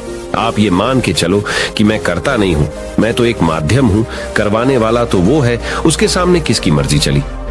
जब ये आस्था, ये विश्वास हमारे मन में पनपने लगता है तो हमारी सारी शिकायतें दूर हो जाती हैं, क्योंकि इस दुनिया में जो भी होता है अच्छे के लिए होता है, जो भी हो रहा है अच्छे के लिए हो रहा है, और जो भी होगा अच्छा ही होगा। चाहे हमारी बुद्धि आज वर्तमान में इस सिद्धांत को ना समझ पाए, लेकिन जीवन में कभी ना कभी किसी ना किसी मोड़ पर आपको जरूर ये एहसास होगा कि जो हुआ था वो अच्छे के लिए ही हुआ था। इसीलिए सारी शिकायतें दूर कर दो और बस अपना कर्म करते जाओ। अपने ग्रस्त जीवन को पूर्ण रूप से जिलो, और उसके बाद ही सन्यासी जीवन की नींव होती है। इसके बाद बौद्ध भिक्षु ने आनंद को कहा कि वापस अपने गांव लौट जाओ, अपनी बेटियों को वापस लेकर आओ, उन्हें पालो पोसो, अपने बच्चों को वापस लेकर आओ, दूसरी शादी कर लो, लेकिन बच्चों का पालन पोषण अच्छे तरीके से करो। ये सुनकर आनंद अपने बच्चों के साथ अपने गांव में वापस लौट आता है। गांव में किसी को खबर नहीं थी कि आनंद कहां पर गया हुआ था और वो क्या ज्ञान लेकर वापस लौटा है। लेकिन अगले दिन सुबह सुबह गांव वालों ने आनंद के चेहरे पर एक अलग ही चमक, एक अलग ही आभा पाई। तो इस कहानी से हमें यह सीख मिलती है कि दूसरों के पीछे भागने से अच्छा है अकेले रहकर अपने आप को सुधारो और अपनों का काम बड़े ही खुशी से करो और शांत रहकर अपने आप की दिमाग की मनस्थिति को सुधारो। तो अब हम आपको बताएंगे कि शांत रहने के क्या क्या फायदे हैं। तो चलिए शुरुआत करते हैं। हर तरफ शोर शराबे और भाग दौड़ के बीच खामोशी की अपनी अलग ही खासियत है। आपने कई कविताओं में भी पढ़ा होगा कि मौन रहकर एक दूसरे की बात को समझना सबसे सुंदर संवाद है। लेकिन क्या आप ये जानते हैं कि चुप रहने के अपने शारीरिक और मानसिक फायदे भी हैं? विशेषज्ञ मानते हैं कि मौन यानी शांत रहने से व्यक्ति अधिक दिमागदार और उत्पादक बनने की ओर अग्रसर होता है। इससे उसके मानसिक और शारीरिक स्वास्थ्य दोनों में सुधार हो सकता है। मौन धारण करने का महत्व आज हम जिस युग में जी रहे हैं उसमें टेक्नोलॉजी एक महत्वपूर्ण भूमिका निभाती है। जहां लोग एकांत की खोज में लगे रहते, वो खुद को इन्हीं टेक्नोलॉजी को कहीं गुम कर देते हैं। लेकिन मौन को मन में बैठाने की दिशा में पहला कदम यह है कि आप अपने मानसिक स्वास्थ्य को अन्य सभी पहलुओं से बढ़कर समझें और फिर उन तकनीकों को शामिल करने का सचेत प्रयास करें जो आपको मौन रहने की आत्मीय उदारता और शक्ति का अनुभव करने की अनुमति दे। गाड़ियों के बेतहाशा हॉर्न से लेकर आसपास बजने वाले म्यूजिक, ऑन डिमांड शो और लोगों की छटर-पटर से लेकर आपकी बिल्डिंग के ऊपर से उड़ते हुए हवाई जहाज की आवाज तक, हर तरफ एक घना शोर है जिसमें दूसरों की तो क्या, कभी कभी खुद की भी आवाज नहीं सुन पाते। आपके अंतर्मन की आवाज, जिसे सुनने से आपके जीवन की आधी परेशानी का समाधान मिल सकता है। वैज्ञानिक प्रमाणों के अनुसार यह हमारे स्वास्थ्य के लिए बहुत अच्छी बात है कि लेकिन शांत रहना ब्लड प्रेशर कम कर सकता है, एकाग्रता और ध्यान में सुधार ला सकता है, परेशान करने वाले विचारों को शांत कर सकता है, मस्तिष्क के विकास को बढ़ावा दे सकता है, कोर्टिसोल को कम कर सकता है, अंदर की रचनात्मकता को बढ़ावा मिलता है, अच्छी नींद को बढ़ावा मिलता है, दिमागी रूप से स्वस्थ महसूस कर सकते हैं। हालांकि यहाँ मौन रहने का मतलब परेशानी में भी चुप्पी साधे रहने से नहीं है, बल्कि अनावश्यक किसी भी शोर से दूर रहने और ध्वनि प्रदूषण से बचना है। मौन रहते हुए धीरे धीरे गहरी सांस लेने से और भी फायदे मिल सकते हैं। चुप रहना है अनेक समस्याओं का हल। तनाव घटाने और एकाग्रता बढ़ाने के लिए हम आपको अब 9 फायदे बनाएंगे। मेडिटेशन और ध्यान लगाना खुद को शांत करने और तनाव घटाने का एक बेहतरीन तरीका है।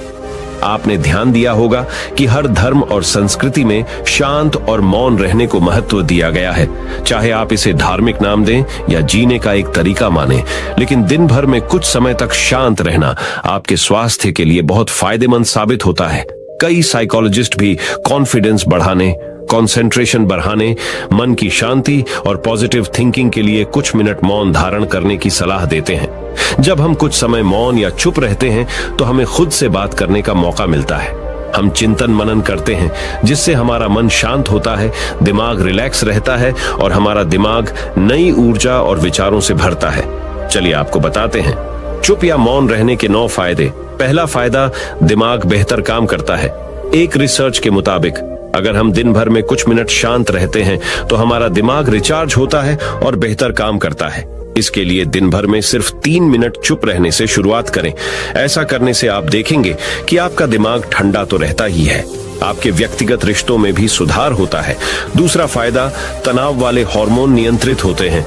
आज के दौर में हर तरफ शोर ही शोर है, इसकी वजह से दिमाग में तनाव पैदा होना लाजमी है।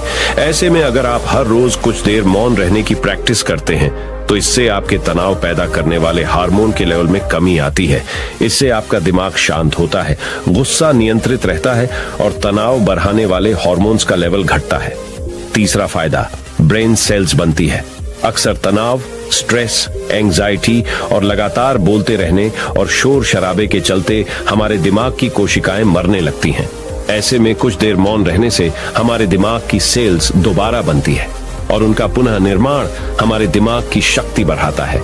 इससे हमारी एकाग्रता बढ़ती है और दिमाग तेज होता है। चौथा, फायदा, क्रिएटिविटी बढ़ती है। जब हम दिन भर की उलझनों में उलझे रहते हैं, इस वजह से हम शांत होकर सोचने समझने की क्षमता खोने लगते हैं। इस वजह से हमारी क्रिएटिविटी खत्म होने लगती है। जब हम कुछ देर मौन रहते हैं तो हमारे दिमाग की नई नई क्रिएटिविटी उभर कर सामने आती है। हम में सोचने समझने और सुनने की क्षमता बढ़ती है और हम कुछ नया कर पाते हैं। पांचवा फायदा, परिस्थितियों का सामना बेहतर ढंग से करते हैं। एक रिसर्च में पाया गया है कि जो लोग मौन रहने की आदत डालते हैं वो मुश्किल और तनावपूर्ण परिस्थितियों से बेहतर ढंग से निकल पाने में सक्षम होते हैं। इसकी वजह यह है कि मुश्किल परिस्थिति में वो अपना आपा नहीं खोते और लॉजिक के साथ सोचने की काबिलियत रखते हैं। इस कारण वो परिस्थितियों का बेहतर सामना कर पाते हैं। छठा फायदा दिमाग के लिए है ये एक्सरसाइज। हमारे शरीर का सबसे जटिल हिस्सा दिमाग होता है। ये पूरे शरीर को चलाता है और ये हमारे सभी इमोशंस को कंट्रोल करता है। ऐसे में जरूरी है कि हम अपने दिमाग को भी व्यायाम करवाएं। जिस तरह शरीर को मजबूत बनाने के लिए शारीरिक व्यायाम जरूरी है, उसी तरह दिमाग को मजबूत बनाने के लिए उनकी ताकत बढ़ाना जरूरी है। मौन रहना दिमाग के लिए एक व्यायाम जैसा ही है और इससे दिमाग की मांसपेशियां तंदुरुस्त रहती हैं। सातवां फायदा, पॉजिटिव विचारों का संचार। मौन रहना हमारे दिमाग को पॉजिटिव विचारों से भरता है। जब हम दिमाग को बाहरी शोर शराबे से दूर करते हुए कुछ समय खुद पर केंद्रित करते हैं तो हम अपने आसपास की अच्छाइयों को बेहतर ढंग से देख और समझ पाते हैं। इसके साथ ही हम अपने आसपास और खुद के भीतर की अच्छाइयों को अप्रिशिएट कर पाते हैं। इसीलिए कुछ समय मौन रहते हुए खुद को समझना, अपने भीतर झांकना और अपने बारे में समझना एक बेहतरीन प्रैक्टिस है। आठवां फायदा, एक अच्छे श्रोता और समीक्षक। चुप रहना और कुछ समय तक खुद को स्थिर रखना आपको एक अच्छा श्रोता और समीक्षक बनाता है। ऐसा इसलिए क्योंकि जब आप चुप रहते हैं तो आप बोलने की बजाय अधिक से अधिक सुनते हैं और उसका विश्लेषण कर पाते हैं। इससे आप पूरे तर्क और वितर्कों को जानने के बाद सही फैसला ले पाते हैं। आप सभी पक्षों को सुनते, समझते और डिसीजन ले पाते हैं। चुप रहना आपके दिमाग को शांत करता है और आपको लॉजिकल समीक्षक बनाता है। नौवां फायदा, कैसे रखें खुद को। कुछ मिनटों के लिए मौन रहने के लिए लोग बहुत तरीकों का सहारा लेते हैं। कुछ भगवान के नाम का जाप करते हैं, कुछ आपके कृत्यों का विश्लेषण करते, वहीं कुछ लोग माइंडफुलनेस प्रैक्टिस अपनाते हैं। चलिए आपको बताते हैं खुद से जोड़ते हुए मौन धारण करने के कुछ आसान तरीके। माइंडफुलनेस एक बेहतरीन मेडिटेशन प्रैक्टिस है जो आपको शांत रखने के साथ ही एंजाइटी और दिमाग को कंट्रोल करने का काम करती है। इसके लिए आप ये स्टेप्स अपना सकते हैं। पहला स्टेप, सबसे पहले आराम की अवस्था में बैठ जाएं और अपनी आंखों को रिलैक्स करते हुए मूंद लें। दूसरा स्टेप, अब अपनी सांसों पर पूरा ध्यान केंद्रित करें। अपनी सांस के उठने और गिरने की गति पर ध्यान दें और अपना दिमाग बाहरी शोर से दूर सिर्फ और सिर्फ अपनी सांसों पर केंद्रित करें।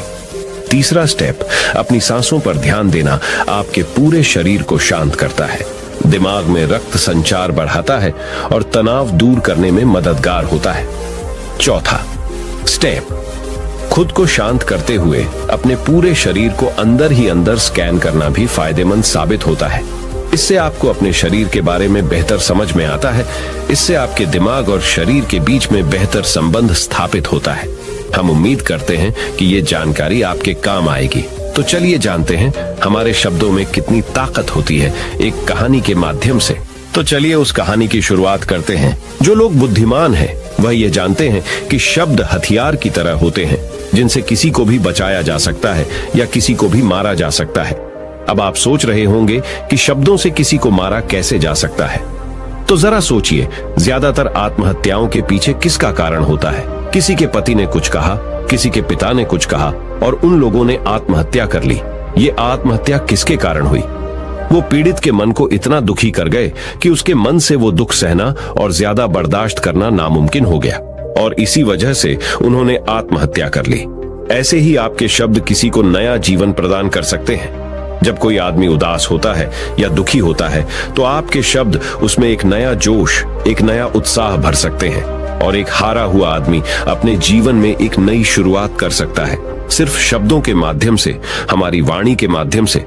तो अब तक आप ये तो समझ ही गए होंगे कि हमारे शब्द हमारे जीवन को किस तरह निर्धारित करते हैं, शब्दों में कितनी ताकत होती है। और किसी से बात करते वक्त हमें कितनी सावधानी से अपने शब्द सुनने चाहिए। आज की जो बौद्ध कहानी मैं आपको सुनाने वाला हूँ, उसमें आपको सीधे सीधे तौर पर कुछ ऐसे तरीके पता चलेंगे, कुछ ऐसी परिस्थितियां पता चलेंगी जहां पे आपको हमेशा चुप रहना चाहिए। कुछ परिस्थितियों में अगर आप कुछ नहीं बोलेंगे तो वही आपके लिए सबसे ज्यादा बेहतर होगा। इससे पहले कि आप इस कहानी में खो जाएं, इस चैनल को सब्सक्राइब जरूर कर लें। तो चलिए कहानी शुरू करते हैं। एक बार की बात है, एक युवा लड़का एक बार एक बौद्ध भिक्षु के पास पहुंचा।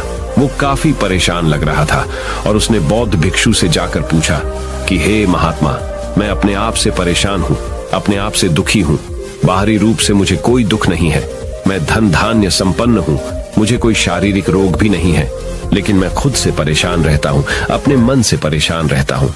अक्सर मेरी बातों को मेरा कोई भी दोस्त गंभीरता से नहीं लेता है और ना ही मेरे परिवार के लोग मेरी किसी बात को गंभीरता से लेते हैं। मैं जो कुछ भी सलाह देता हूँ, या तो वह उसे मजाक में उड़ा देते हैं या फिर उसे गंभीरता से लेते ही नहीं है। मेरी बातों को कोई गंभीरता से क्यों नहीं लेता है? क्यों मेरी बातों पर कोई अमल नहीं करता? क्यों मेरी बातों में कोई रुचि नहीं दिखाता? क्या कारण है? कृपया मुझे बताने का कष्ट करें और मेरे मन के इस दुख को दूर करें। यह सुनकर बौद्ध भिक्षु ने कहा कि आज सुबह मैं चालित ध्यान करके वापस आ रहा था।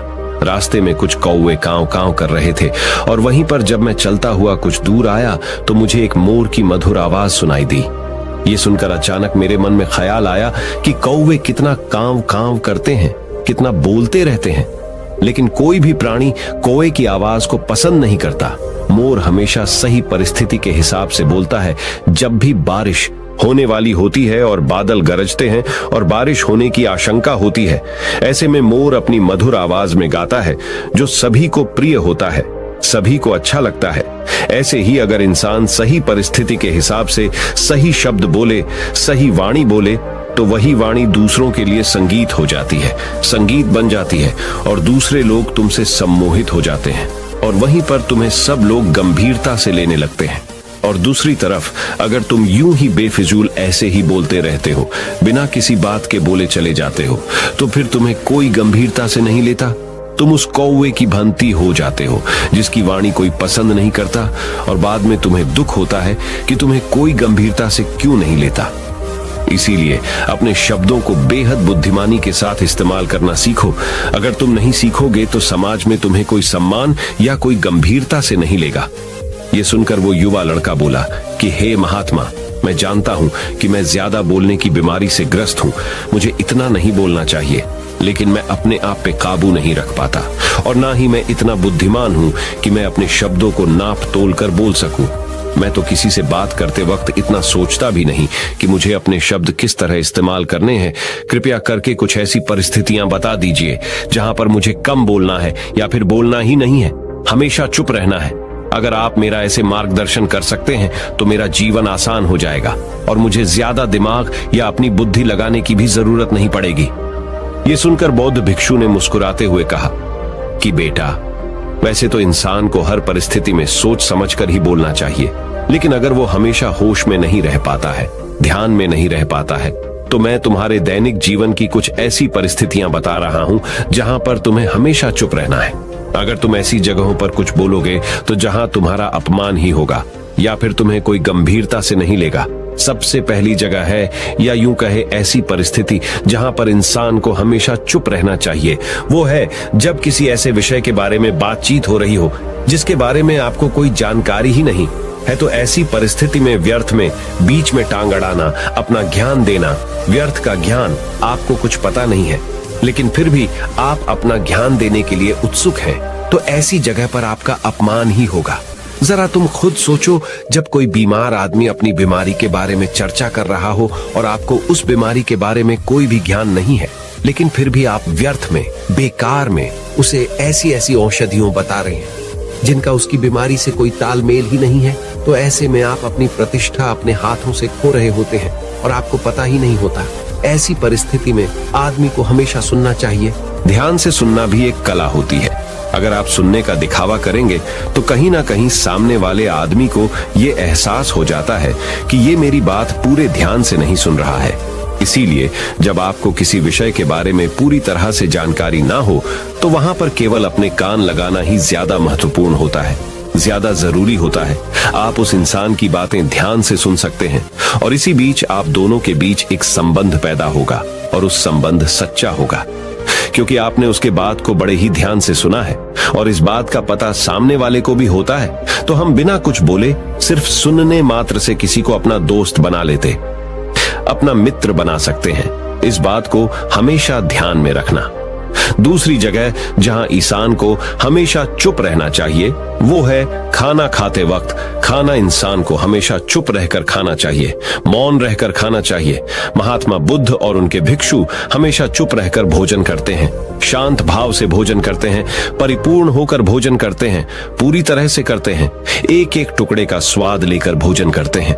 और ऐसा भोजन जब आपके शरीर में पहुंचता है तो वो आपके अंग अंग तक ऊर्जा पहुंचाता है। अक्सर हम भोजन करते वक्त कुछ ना कुछ बोलते रहते हैं, कुछ ना कुछ सुनते रहते हैं, लेकिन मौन रहकर पूरा स्वाद लेकर उस भोजन को कभी नहीं करते। हम उस भोजन को करते वक्त आधे अधूरे ही रहते हैं और इसीलिए हमारा शरीर रोगों से ग्रस्त हो जाता है। जरा तुम खुद सोचो, बौद्ध भिक्षु हमेशा भिक्षा लेकर भोजन करता है और भिक्षा भी कितनी बिल्कुल मामूली सी, और वो भी एक वक्त। तो एक वक्त भोजन करने के बाद भी वो इतने स्वस्थ रहते थे, इतने उत्साह, जोश और आनंद से भरे होते थे। और हम तो इतना खाना खाते हैं, इतने सारे भोजन की सामग्री हमारे लिए उपलब्ध होती है, लेकिन हमारे शरीर में कोई ऊर्जा नहीं होती। इसका सबसे बड़ा कारण होता है कि हम अपना भोजन होश में नहीं करते हैं, परिपूर्ण होकर नहीं करते हैं, मौन रहकर नहीं करते हैं। इसीलिए अपना भोजन हमेशा मौन रहकर ही करो। तीसरी जगह जहां पर अगर आपने चुप रहना सीख लिया तो इसका मतलब यह है कि आपने अपने ऊपर विजय हासिल कर ली। जी हां, गुस्से में शांत रहना या चुप रहना इतना आसान नहीं होता है।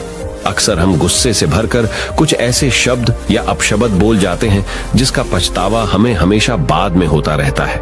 लेकिन जुबान से निकला हुआ शब्द वापस नहीं हो सकता, उस शब्द को मिटाया भी नहीं जा सकता। अब वो जिंदगी भर हमारे दामन से जुड़ चुका है और वो गुस्से में बोला गया।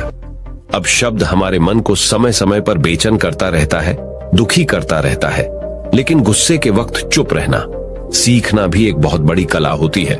गुस्से में आदमी का अपने ऊपर काबू कहां रहता है, अपनी इंद्रियों को वश में कहां रख पाता है। इसीलिए इस कला को आप तभी सीख सकते हैं जब आप गुस्सा भी होश में रहकर कर पाए। जब भी आपको गुस्सा आए, आपके दिमाग में सिर्फ एक ही बात आए कि मुझे चुप रहना है, मुझे किसी से कुछ गाली गलौच नहीं करना, किसी को कोई अपशब्द नहीं बोलना। और जब ये विचार गुस्से के साथ जुड़ जाता है और धीरे धीरे ये आदत बन जाता है तो आप अपने गुस्से को भी काबू में करना सीख जाते हैं। जब भी कभी गुस्सा आए तो किसी को कुछ बोलने की बजाय कुछ शारीरिक व्यायाम करना शुरू कर, उछलना, भागना, दौड़ना, जिम करना, कुछ भी। आप ऐसा व्यायाम कर सकते हो जिसमें आपका शरीर थक जाए। आप पाएंगे कि जब आपका शरीर थक जाता है तो आपका मन भी शांत हो जाता है। आपने उस गुस्से की ऊर्जा को एक सकारात्मक रूप दे दिया। और यही बुद्धिमान व्यक्ति की पहचान होती है, जो दूसरों के तानों से भी अपना घर बना लेता है, अपनी कामयाबी के रास्ते निकाल लेता है। वही सच में बुद्धिमान आदमी है। जो जहर को भी दवा बनाकर इस्तेमाल करना सीख जाए, वही असली बुद्धिमान होता है। चौथी जगह जहां आप चुप रहेंगे तो आपके लिए वही सबसे ज्यादा बेहतर होगा, वही आपको सम्मान दिलाएगा। चौथी जगह है जब चार लोग आपस में बैठकर बातें कर रहे हो, कोई बैठक कर रहे हो, तो वहां पर जब चार लोग बात कर रहे होते हैं तो चारों लोग एक साथ तो बात कर नहीं सकते। एक बार में एक व्यक्ति बोलेगा और तीन सुनेंगे, तभी वो बैठक कामयाब हो पाएगी, तभी वो चर्चा सही रूप में आगे बढ़ पाएगी। लेकिन अगर कोई आदमी ऐसा बैठा हुआ है जो बीच में ही दूसरे की बात काटकर अपनी बात को ऊपर रखना चाहता है, तो ऐसे में वो चर्चा या वो बैठक आपको कहीं नहीं पहुंचाएगी और चारों लोगों के बीच आप सबसे मूर्ख कहलाओगे। अगर आपको अपनी बात कहनी है तो सामने वाले को अपनी बात पूरा करने दो, उसके बाद अपने विचार रखो। यही एक भद्र पुरुष या फिर कहीं अच्छे आदमी की पहचान होती है। और आखिरी जगह, अगर हमारे माता पिता हमें कुछ कह देते हैं, हमारे बड़े बुजुर्ग हमें किसी बात पर डांट देते हैं या हमें थप्पड़ भी मार देते हैं, तो ऐसी जगहों पे आपका चुप रहना ही उनके प्रति सम्मान दिखाएगा, उनके प्रति आदर का भाव व्यक्त होगा। अगर आप उनके सामने उनका विरोध कर देते हैं, उनका प्रतिरोध कर देते हैं, तो वो गुस्सा तो थोड़ी देर बाद शांत हो जाएगा, लेकिन वो कही गई बात, वो विरोध किया हुआ शब्द या फिर कुछ भी उल्टा सीधा हमेशा आपके मन को सताएगा और आपके माता पिता को हमेशा यही लगेगा कि आज ये हमारी इज्जत नहीं करता, आज ही हमारी बात नहीं मानता, क्योंकि ये कमाने लग गया है, ये बड़ा आदमी बन गया है। ऐसी ऐसी बातें उठेंगी, ऐसे ऐसे तंज कसे जाएंगे। इसीलिए ऐसी जगह पे आप मौन रहिए, चुप रहिए, कुछ मत बोलिए, अपने गुस्से को अपने अंदर ही पी लीजिए, कुछ व्यायाम कर लीजिए, भाग लीजिए, दौड़ लीजिए, आपका मन अपने आप शांत हो जाएगा। आखिर में बौद्ध भिक्षु ने अपनी बात को खत्म करते हुए कहा कि कम शब्दों में अपनी भावनाओं को उतारना सीखो। शब्द हथियार की तरह होते हैं, बोलो तो होश में बोलो, ध्यान में बोलो। जीवन शैली ऐसी बना लो कि आप जब भी बोलो पूरे होश में रहकर बोलो, पूरे आनंद के साथ बोलो, पूरे प्रेम के साथ बोलो। ऐसी वाणी बोलो जो दूसरे के दिल को ठंडक पहुंचाती हो, दूसरे के मन को भी शांत कर देती हो, और वो तभी संभव है जब आप प्रतिपल होश में रहकर बोले। इसके बाद वो युवा लड़का बौद्ध भिक्षु के सामने नतमस्तक हो गया और उनको प्रणाम करते हुए अपने घर वापस लौट गया। अब हम जानेंगे महात्मा गौतम बुद्ध के अनुसार अपने मन को जल्दी से जल्दी वश में कैसे किया जाए। तो चलिए जानते हैं गौतम बुद्ध से शांति के फायदे। तो आपको पता चल गए अब गौतम बुद्ध के अनुसार अपने मन को कैसे संयमित किया जाए। चलिए उसके बारे में जानते हैं। भगवान गौतम बुद्ध कहते थे, ये संसार एक माया जाल है जो कि मनुष्य को अच्छाई भी दिखाता है और बुराई भी दिखाता है। कभी सुंदरता दिखाता है तो कभी दुर्बलता दिखाता है। कभी यह संसार मनुष्य को आकर्षित करता है और कभी कभी मनुष्य को इतना उलझा देता है कि मनुष्य को खुद के जीवन का ध्यान ही नहीं रहता। इसलिए संसार के माया जाल से बचने के लिए भगवान गौतम बुद्ध कहते हैं, जो पुरुष अपने खुद के इंद्रियों से कभी नहीं हारा, वह संसार से या पूरे ब्रह्मांड के किसी भी चीज से कभी हार ही नहीं सकता। वह मनुष्य जहां भी हो उसकी विजय निश्चित है। दोस्तों, आपको बता दे कि इंद्रियों का मतलब होता है कान, नाक, त्वचा, जीभ, हाथ। इन 5 शरीर के भागों को मुख्य इंद्रियां कहा जाता है। इन इंद्रियों को जो पुरुष या स्त्री अपने मन से संयमित कर पाते हैं, वह पुरुष या स्त्री बड़ी ही आसानी से संसार के महासागर को पार कर लेते हैं। यानी कि किसी भी चीज से वह आकर्षित नहीं होते और अपना कर्म बड़े ही विश्वास के साथ करते रहते हैं। ऐसे ही मनुष्य संसार में या इस लोक में या परलोक में बार बार विजयी होते रहते हैं। तो चलिए जानते हैं कि हमारे मन को कैसे वश में किया जाए ताकि हम इस संसार के माया जाल में फिर से ना फंसे। भगवान गौतम बुद्ध कहते हैं, मन को वश में करने के लिए सबसे पहले आपको यह जानना होगा कि आपके शरीर से श्रेष्ठ आपकी इंद्रियां होती हैं। आपकी इंद्रियों से श्रेष्ठ आपका मन होता है और आपके मन से श्रेष्ठ आपकी बुद्धि होती है और अंततः बुद्धि से श्रेष्ठ आपका आत्मा होता है और आत्मा से भी श्रेष्ठ परमात्मा होते हैं, यानी भगवान होते हैं। तो अगर आपके मन को वश में करना है तो सबसे पहले आपकी बुद्धि में यह विचार करें कि मैं आज से बुरे कामों के बारे में सोचूंगा भी नहीं और मेरे अच्छे काम विश्वास से करता रहूंगा। दोस्तों, अगर आप बुरी आदतों के बारे में सोचोगे ही नहीं तो वह आदतें आपकी बुद्धि पर हावी नहीं होगी और आप कभी गलत काम नहीं करोगे। तो सबसे पहली बात तो यह है कि अपने बुद्धि में से बुरी आदतों को निकाल दो और अपनी बुद्धि में जो भी आपका काम है उस काम के बारे में विचार डालना शुरू कर दो। फिर आपकी बुद्धि आपके मन को आपके काम के बारे में संदेश देगी और मन सभी इंद्रियों को वश में करके आपके काम के ऊपर लगा देगा। तो इसी तरह से करते करते आपका मन एक दिन अवश्य ही वश में हो जाएगा और जिस व्यक्ति का मन वश में हो जाता है उस व्यक्ति के मन में हमेशा ही भगवान वास करते हैं। तो देखा दोस्तों, मन को वश में करने के लिए सबसे पहले आपको अपनी बुद्धि को अपने काम के बारे में ज्ञान देना होगा और बुद्धि में से बुरी आदतों को बिल्कुल निकलना होगा, यानी कि उनके बारे में सोचना ही छोड़ना होगा। तब जाकर आप अपने मन को वश में अवश्य ही कर पाओगे और जब आप पूर्णता आप अपने मन को वश में कर लोगे तब आपके लिए सुख दुख सर्दी गर्मी और मान अपमान सब एक जैसा होगा और आप इस दुनिया के माया से परे हो जाओगे। आपको कोई भी चीज आकर्षित नहीं कर पाएगी, उल्टा आपसे ही लोग आकर्षित होंगे और आप जैसा भी काम करते हैं लोग भी आपको देखकर वैसा ही काम करेंगे और लोगों को आप एक आकर्षित और बुद्धिमान मनुष्य लगोगे। इसलिए हमारे भागवत गीता में भगवान कृष्ण ने यह कहा है कि मन का सारा खेल है, मन के हारे हार है और मन के जीते जीत है। ऐसा ही हमारे भगवान बुद्ध ने और ना जाने कितने सफल लोगों ने कहा है। भगवान बुद्ध ने कहा है कि जिसने अपने मन को वश में कर लिया है उसकी जीत को देवता भी हार में नहीं बदल सकते हैं। अर्थात मन को वश में करने का नाम ही आत्म संयम है, जिसका अर्थ है अपने आप को वश में करना, अर्थात मन, वचन और कर्म पर अधिकार प्राप्त करना, ताकि शरीर से कोई अशुभ कार्य न होने पाए, जिससे कोई अपशब्द न निकले और मन में कभी अशुभ विचार न उठने पाए। यदि मनुष्य अपनी इंद्रियों का प्रयोग उचित ढंग से करता है तो ही उस मनुष्य को दूसरों को ज्ञान देने का अधिकार है। यदि उसका अपने मन पर अधिकार नहीं है, उचित और अनुचित का ज्ञान नहीं है, तो वह मनुष्य के पद से गिरकर अन्य योनियों में गिने जाने योग्य हो सकता है। एक कथन है कि हम जैसा सोचते हैं वैसा ही बन जाते हैं। वास्तव में यह विचार नहीं, अपितु विचारों का संसार है। हमारी सोच और विचारों का प्रभाव हमारे मन पर गहरा असर छोड़ देता है। मनुष्य के मन में विचार ही बार बार उभर कर आते हैं, जो मनुष्य को दिशा देने का काम करते हैं। विचार ही मस्तिष्क को गति प्रदान करते हैं और गलत विचार क्रोध की ओर जाने को विवश करते हैं।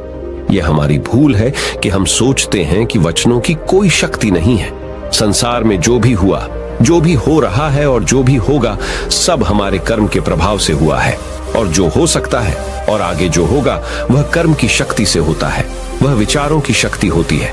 यदि हमारे अंदर आत्म संयम नहीं है तो आत्मिकता का धन हमारे हाथ नहीं आ सकता है।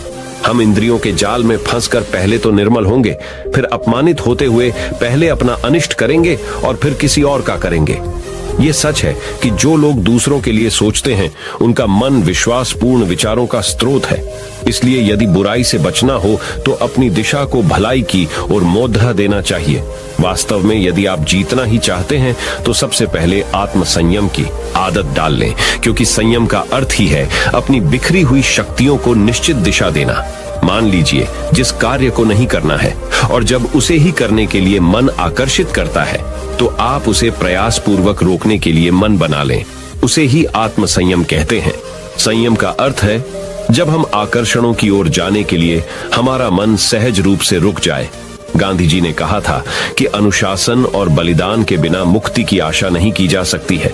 लेकिन यह बात भी सच है कि लोग अक्सर गुस्से में विवेक शून्य होकर तुरंत अपने आत्म संयम को गुस्से में खो देते हैं।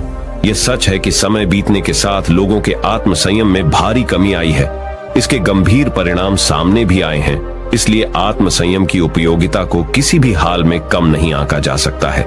लेकिन यह भी सच है कि शुरुआत में आत्म संयम का मार्ग थोड़ा कठिन लगता है। अर्थात मन को वश में करने का नाम ही आत्म संयम है। मनुष्य को मिली हुई शक्तियों को निश्चित दिशा देना संयम कहलाता है। जीवन में असंभव कुछ भी नहीं है। जब जागो तब सवेरा होता है। अगर आपको यह लगता है कि मेरे जीवन में बहुत से बुरे काम किए हुए हैं और अब इन गलत कामों को सुधारने के लिए कोई भी विकल्प नहीं है, तो आपको गौतम बुद्ध के जीवन की यह कहानी एक बार अवश्य सुननी चाहिए। तो चलिए कहानी को शुरू करते हैं। एक दिन एक किसान बुद्ध के पास आया और बोला, महाराज, मैं एक साधारण किसान हूँ। बीज बोकर, हल चलाकर अनाज उत्पन्न करता हूँ और तब उसे ग्रहण करता हूँ, किंतु इससे मेरे मन को तसल्ली नहीं मिलती। मैं कुछ ऐसा करना चाहता हूँ जिससे मेरे खेत में अमृतत्व के फल उत्पन्न हो। आप मुझे मार्गदर्शन दीजिए जिससे मेरे खेत में अमृतत्व के फल उत्पन्न होने लगें। बात सुनकर बुद्ध मुस्कुराकर बोले, भले व्यक्ति, तुम्हें अमृतत्व का फल तो अवश्य मिल सकता है, किंतु इसके लिए तुम्हें खेत में बीज न बोकर अपने मन में बीज बोने होंगे। यह सुनकर किसान हैरानी से बोला, प्रभु, आप यह क्या कह रहे हैं? भला मन के बीज बोकर भी फल प्राप्त हो सकते हैं? बुद्ध बोले, बिल्कुल हो सकते हैं, और इन बीजों से तुम्हें जो फल प्राप्त होंगे वे वाकई साधारण न होकर अद्भुत होंगे, जो तुम्हारे जीवन को भी सफल बनाएंगे और तुम्हें नेकी की राह दिखाएंगे। किसान ने कहा, प्रभु, तब तो मुझे अवश्य बताइए कि मैं मन में बीज कैसे बोऊं? बुद्ध बोले, तुम मन में विश्वास के बीज बो, विवेक का हल चलाओ, ज्ञान के जल से उसे सींचो और उसमें नम्रता का उर्वरक डालो। इससे तुम्हें अमृतत्व का फल प्राप्त होगा। उसे खाकर तुम्हारे सारे दुख दूर हो जाएंगे और तुम्हें असीम शांति का अनुभव होगा। बुद्ध से अमृतत्व के फल की प्राप्ति की बात सुनकर किसान की आंखें खुल गईं।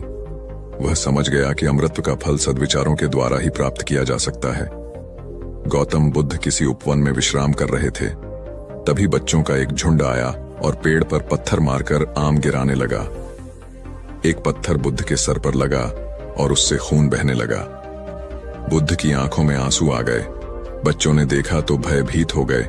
उन्हें लगा कि अब बुद्ध उन्हें भला बुरा कहेंगे।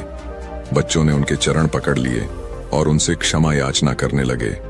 उनमें से एक बच्चे ने कहा, हमसे बड़ी भूल हो गई है, मेरी वजह से आपको पत्थर लगा और आपके आंसू आ गए। इस पर बुद्ध ने कहा, बच्चों, मैं इसलिए दुखी हूं कि तुमने आम के पेड़ पर पत्थर मारा तो पेड़ ने बदले में तुम्हें मीठे फल दिए, लेकिन मुझे मारने पर मैं तुम्हें सिर्फ भय दे सका। एक बार भगवान बुद्ध अपने अनुयायियों के साथ किसी गांव में उपदेश देने जा रहे थे। उस गांव से पूर्व ही मार्ग में उन लोगों को जगह जगह बहुत सारे गड्ढे खुदे हुए मिले। बुद्ध के एक शिष्य ने उन गड्ढों को देखकर जिज्ञासा प्रकट की, आखिर इस तरह के गड्ढे खुदे होने का तात्पर्य क्या है? बुद्ध बोले, पानी की तलाश में किसी व्यक्ति ने इतने गड्ढे खोदे हैं। यदि वह धैर्य पूर्वक एक ही स्थान पर गड्ढा खोदता तो उसे पानी अवश्य मिल जाता, पर वह थोड़ी देर गड्ढा खोदता और पानी न मिलने पर दूसरा गड्ढा खोदना शुरू कर देता। व्यक्ति को परिश्रम करने के साथ धैर्य भी रखना चाहिए। एक बार भगवान बुद्ध भिक्षा के लिए एक किसान के यहाँ पहुंचे। तथागत को भिक्षा के लिए आया देखकर किसान उपेक्षा से बोला, श्रमण, मैं हल जोतता हूँ और तब खाता हूँ। तुम्हें भी हल जोतना और बीज बोना चाहिए और तब खाना खाना चाहिए।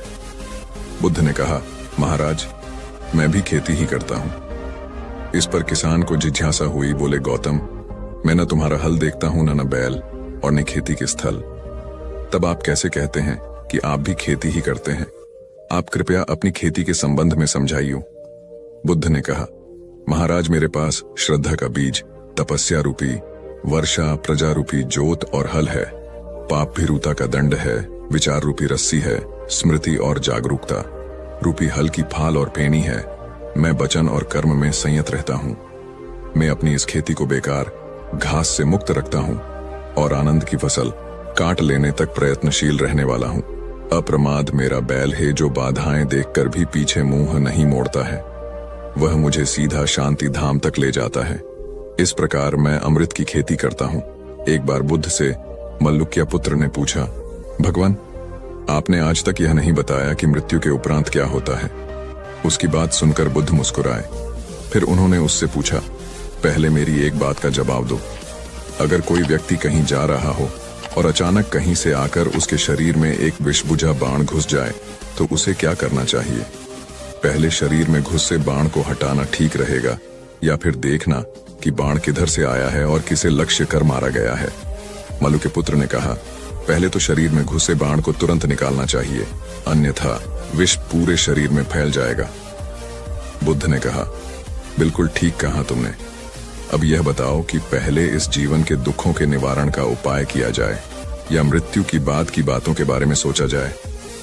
मल्लुक के पुत्र अब समझ चुका था और उसकी जिज्ञासा शांत हो गई। एक दिन एक व्यक्ति बुद्ध के पास पहुंचा। वह बहुत अधिक तनाव में था। अनेक प्रश्न उसके दिमाग में घूम घूम कर उसे परेशान कर रहे थे, जैसे आत्मा क्या है, आदमी मृत्यु के बाद कहां जाता है, सृष्टि का निर्माता कौन है, स्वर्ग नरक की अवधारणा कहां तक सच है और ईश्वर है या नहीं। उसे इन प्रश्नों के उत्तर नहीं मिल रहे थे। जब वह बुद्ध के पास पहुंचा तो उसने देखा कि बुद्ध को कई लोग घेर कर बैठे हैं। बुद्ध उन सभी के प्रश्नों व जिज्ञासाओं का समाधान अत्यंत सहज भाव से कर रहे हैं।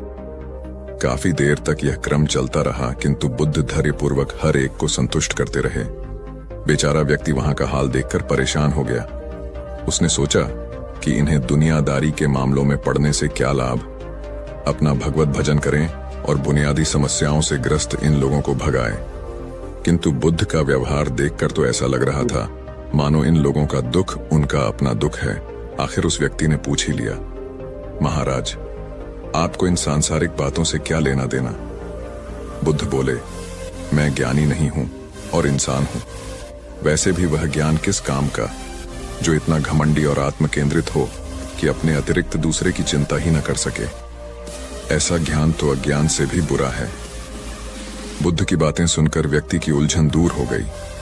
उस दिन से उसकी सोच व आचरण दोनों बदल गए। कथा का सार यह है कि ज्ञान तभी सार्थक होता है जब वह लोक कल्याण में संलग्न हो।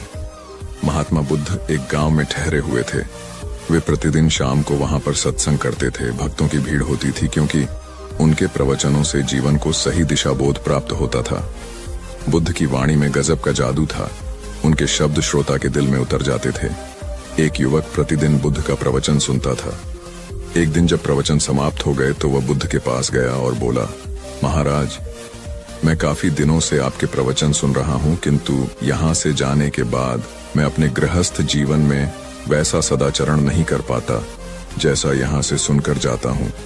इससे सत्संग के महत्व पर शंका भी होने लगती है। बताइए मैं क्या करूं? बुद्ध ने युवक को बांस की एक टोकरी देते हुए उसमें पानी भरकर लाने के लिए कहा। युवक टोकरी में जल भरने में असफल रहा। बुद्ध ने यह कार्य निरंतर जारी रखने के लिए कहा। युवक प्रतिदिन टोकरी में जल भरने का प्रयास करता, किंतु सफल नहीं हो पाता। कुछ दिनों बाद बुद्ध ने उससे पूछा, इतने दिनों से टोकरी में लगातार जल डालने से क्या टोकरी में कोई फर्क नजर आया? युवक बोला, एक फर्क जरूर नजर आया है। पहले टोकरी के साथ मिट्टी जमा होती थी, अब वह साफ दिखाई देती है। कोई गंदगी नहीं दिखाई देती है और इसके छेद पहले जितने बड़े नहीं रह गए, वे बहुत छोटे हो गए हैं। तब बुद्ध ने उसे समझाया, यदि इसी तरह उसे पानी में निरंतर डालते रहोगे तो कुछ ही दिनों में ये छेद फूल कर बंद हो जाएंगे और टोकरी में पानी भर पाओगे। इसी प्रकार जो निरंतर सत्संग करते हैं उनका मन एक दिन अवश्य निर्मल हो जाता है। अवगुणों के छिद्र भरने लगते हैं और गुणों का जल भरने लगता है। युवक ने बुद्ध से अपनी समस्या का समाधान पा लिया। निरंतर सत्संग से दुर्जन भी सज्जन हो जाते हैं, क्योंकि महापुरुषों की पवित्र वाणी उनके मानसिक विकारों को दूर कर उनमें सद्विचारों का आलोक प्रसारित कर देती है।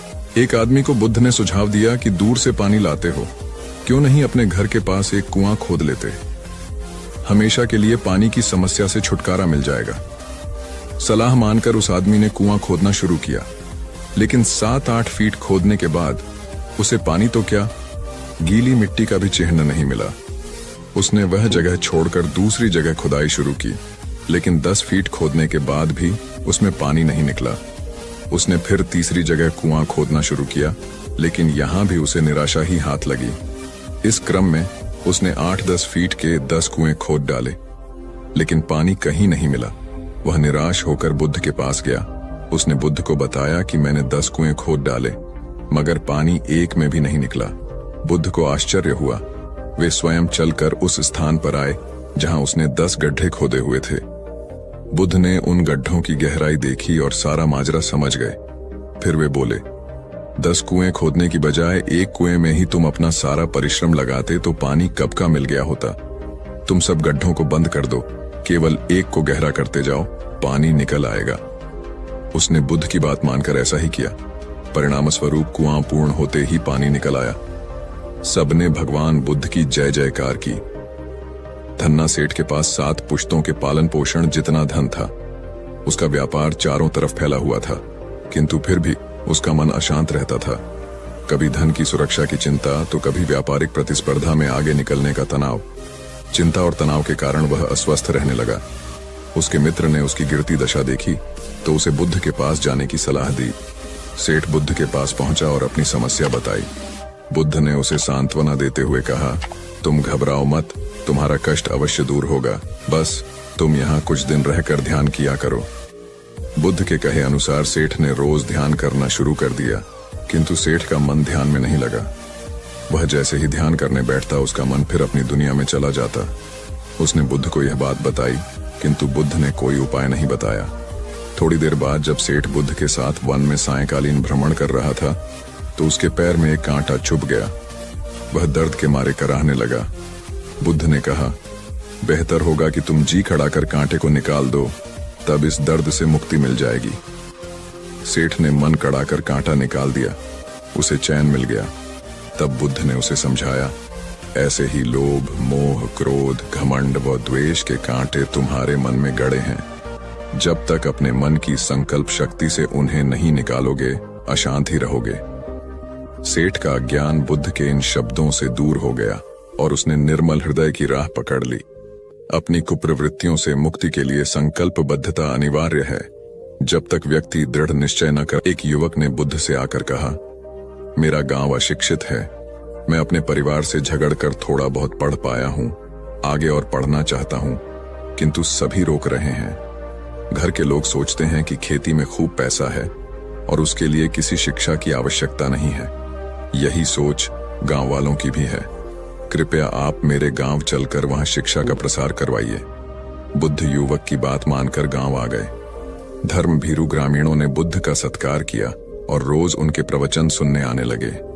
बुद्ध जब भी शिक्षा का महत्व बताते, ग्रामीण विरोधी मत रखते। एक दिन एक महिला अपने 5 साल के बच्चे के लिए पूछने लगी कि उसे किस उम्र से शिक्षा दिलवाए। तब बुद्ध ने समझाया कि तुम्हें तो 5 वर्ष पूर्व उसकी शिक्षा शुरू कर देनी थी। उसे क्या खाना है, क्या नहीं, कैसे क्या बोलना है आदि बातें शुरू से सिखाओगी, तभी तो वह अपना उचित ख्याल रख सकेगा। बुद्ध की यह बात महिला सहित सभी ग्रामीणों को समझ में आ गई। उन्होंने अपने बच्चों को विद्यालय भेजना शुरू किया। यह समय वर्षा का था। युवक ने लोगों को जल संग्रहण की तकनीक बताई। अधिकांश ने उपहास किया, किंतु युवक अपना काम करता रहा। बुद्ध का सहयोग प्राप्त था, इसलिए किसी ने उसका खुलकर विरोध नहीं किया। जब गर्मी में भीषण जल संकट के कारण फसलें सूखने लगीं, तो युवक ने कुएं खुदवाए, जिनमें जल संग्रहण की तकनीक के कारण खूब पानी निकला। ग्रामीण अब शिक्षा का महत्व समझ चुके थे। धीरे धीरे संपूर्ण गांव शिक्षित हो गया। ज्ञान हर उम्र में अर्जित किया जा सकता है। यही ज्ञान हमें जीवन में आने वाली समस्याओं के समाधान की राह सुझाता है। आम्रपाली बौद्ध काल में वैशाली के वृज्ज संघ की इतिहास प्रसिद्ध लिच्छवी राजनृत्यांगना थी। इनका एक नाम अम्बपाली या अम्बपालिका भी है। आम्रपाली अत्यंत सुंदर थी और कहते हैं जो भी उसे एक बार देख लेता वह उस पर मुग्ध हो जाता था।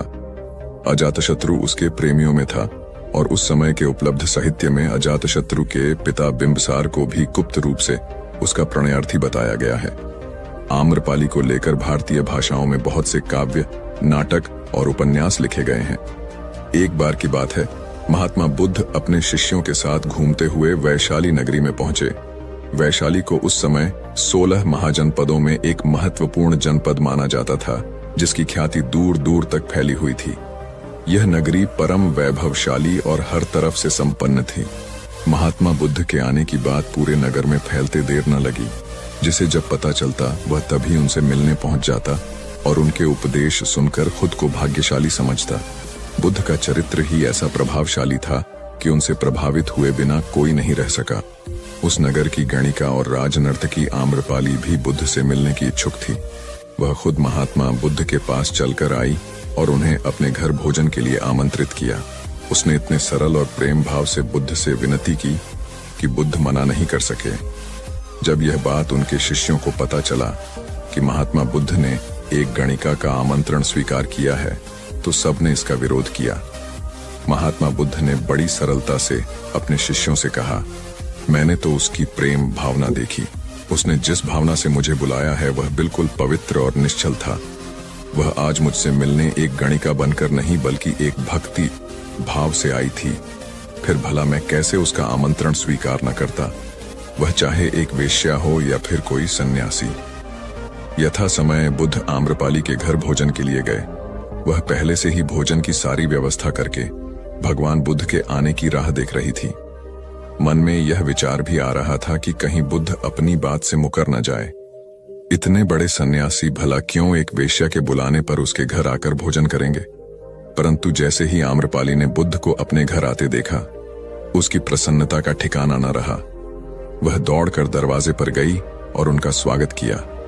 खुद अपने हाथों से भोजन परोसा और उनकी अवगत की।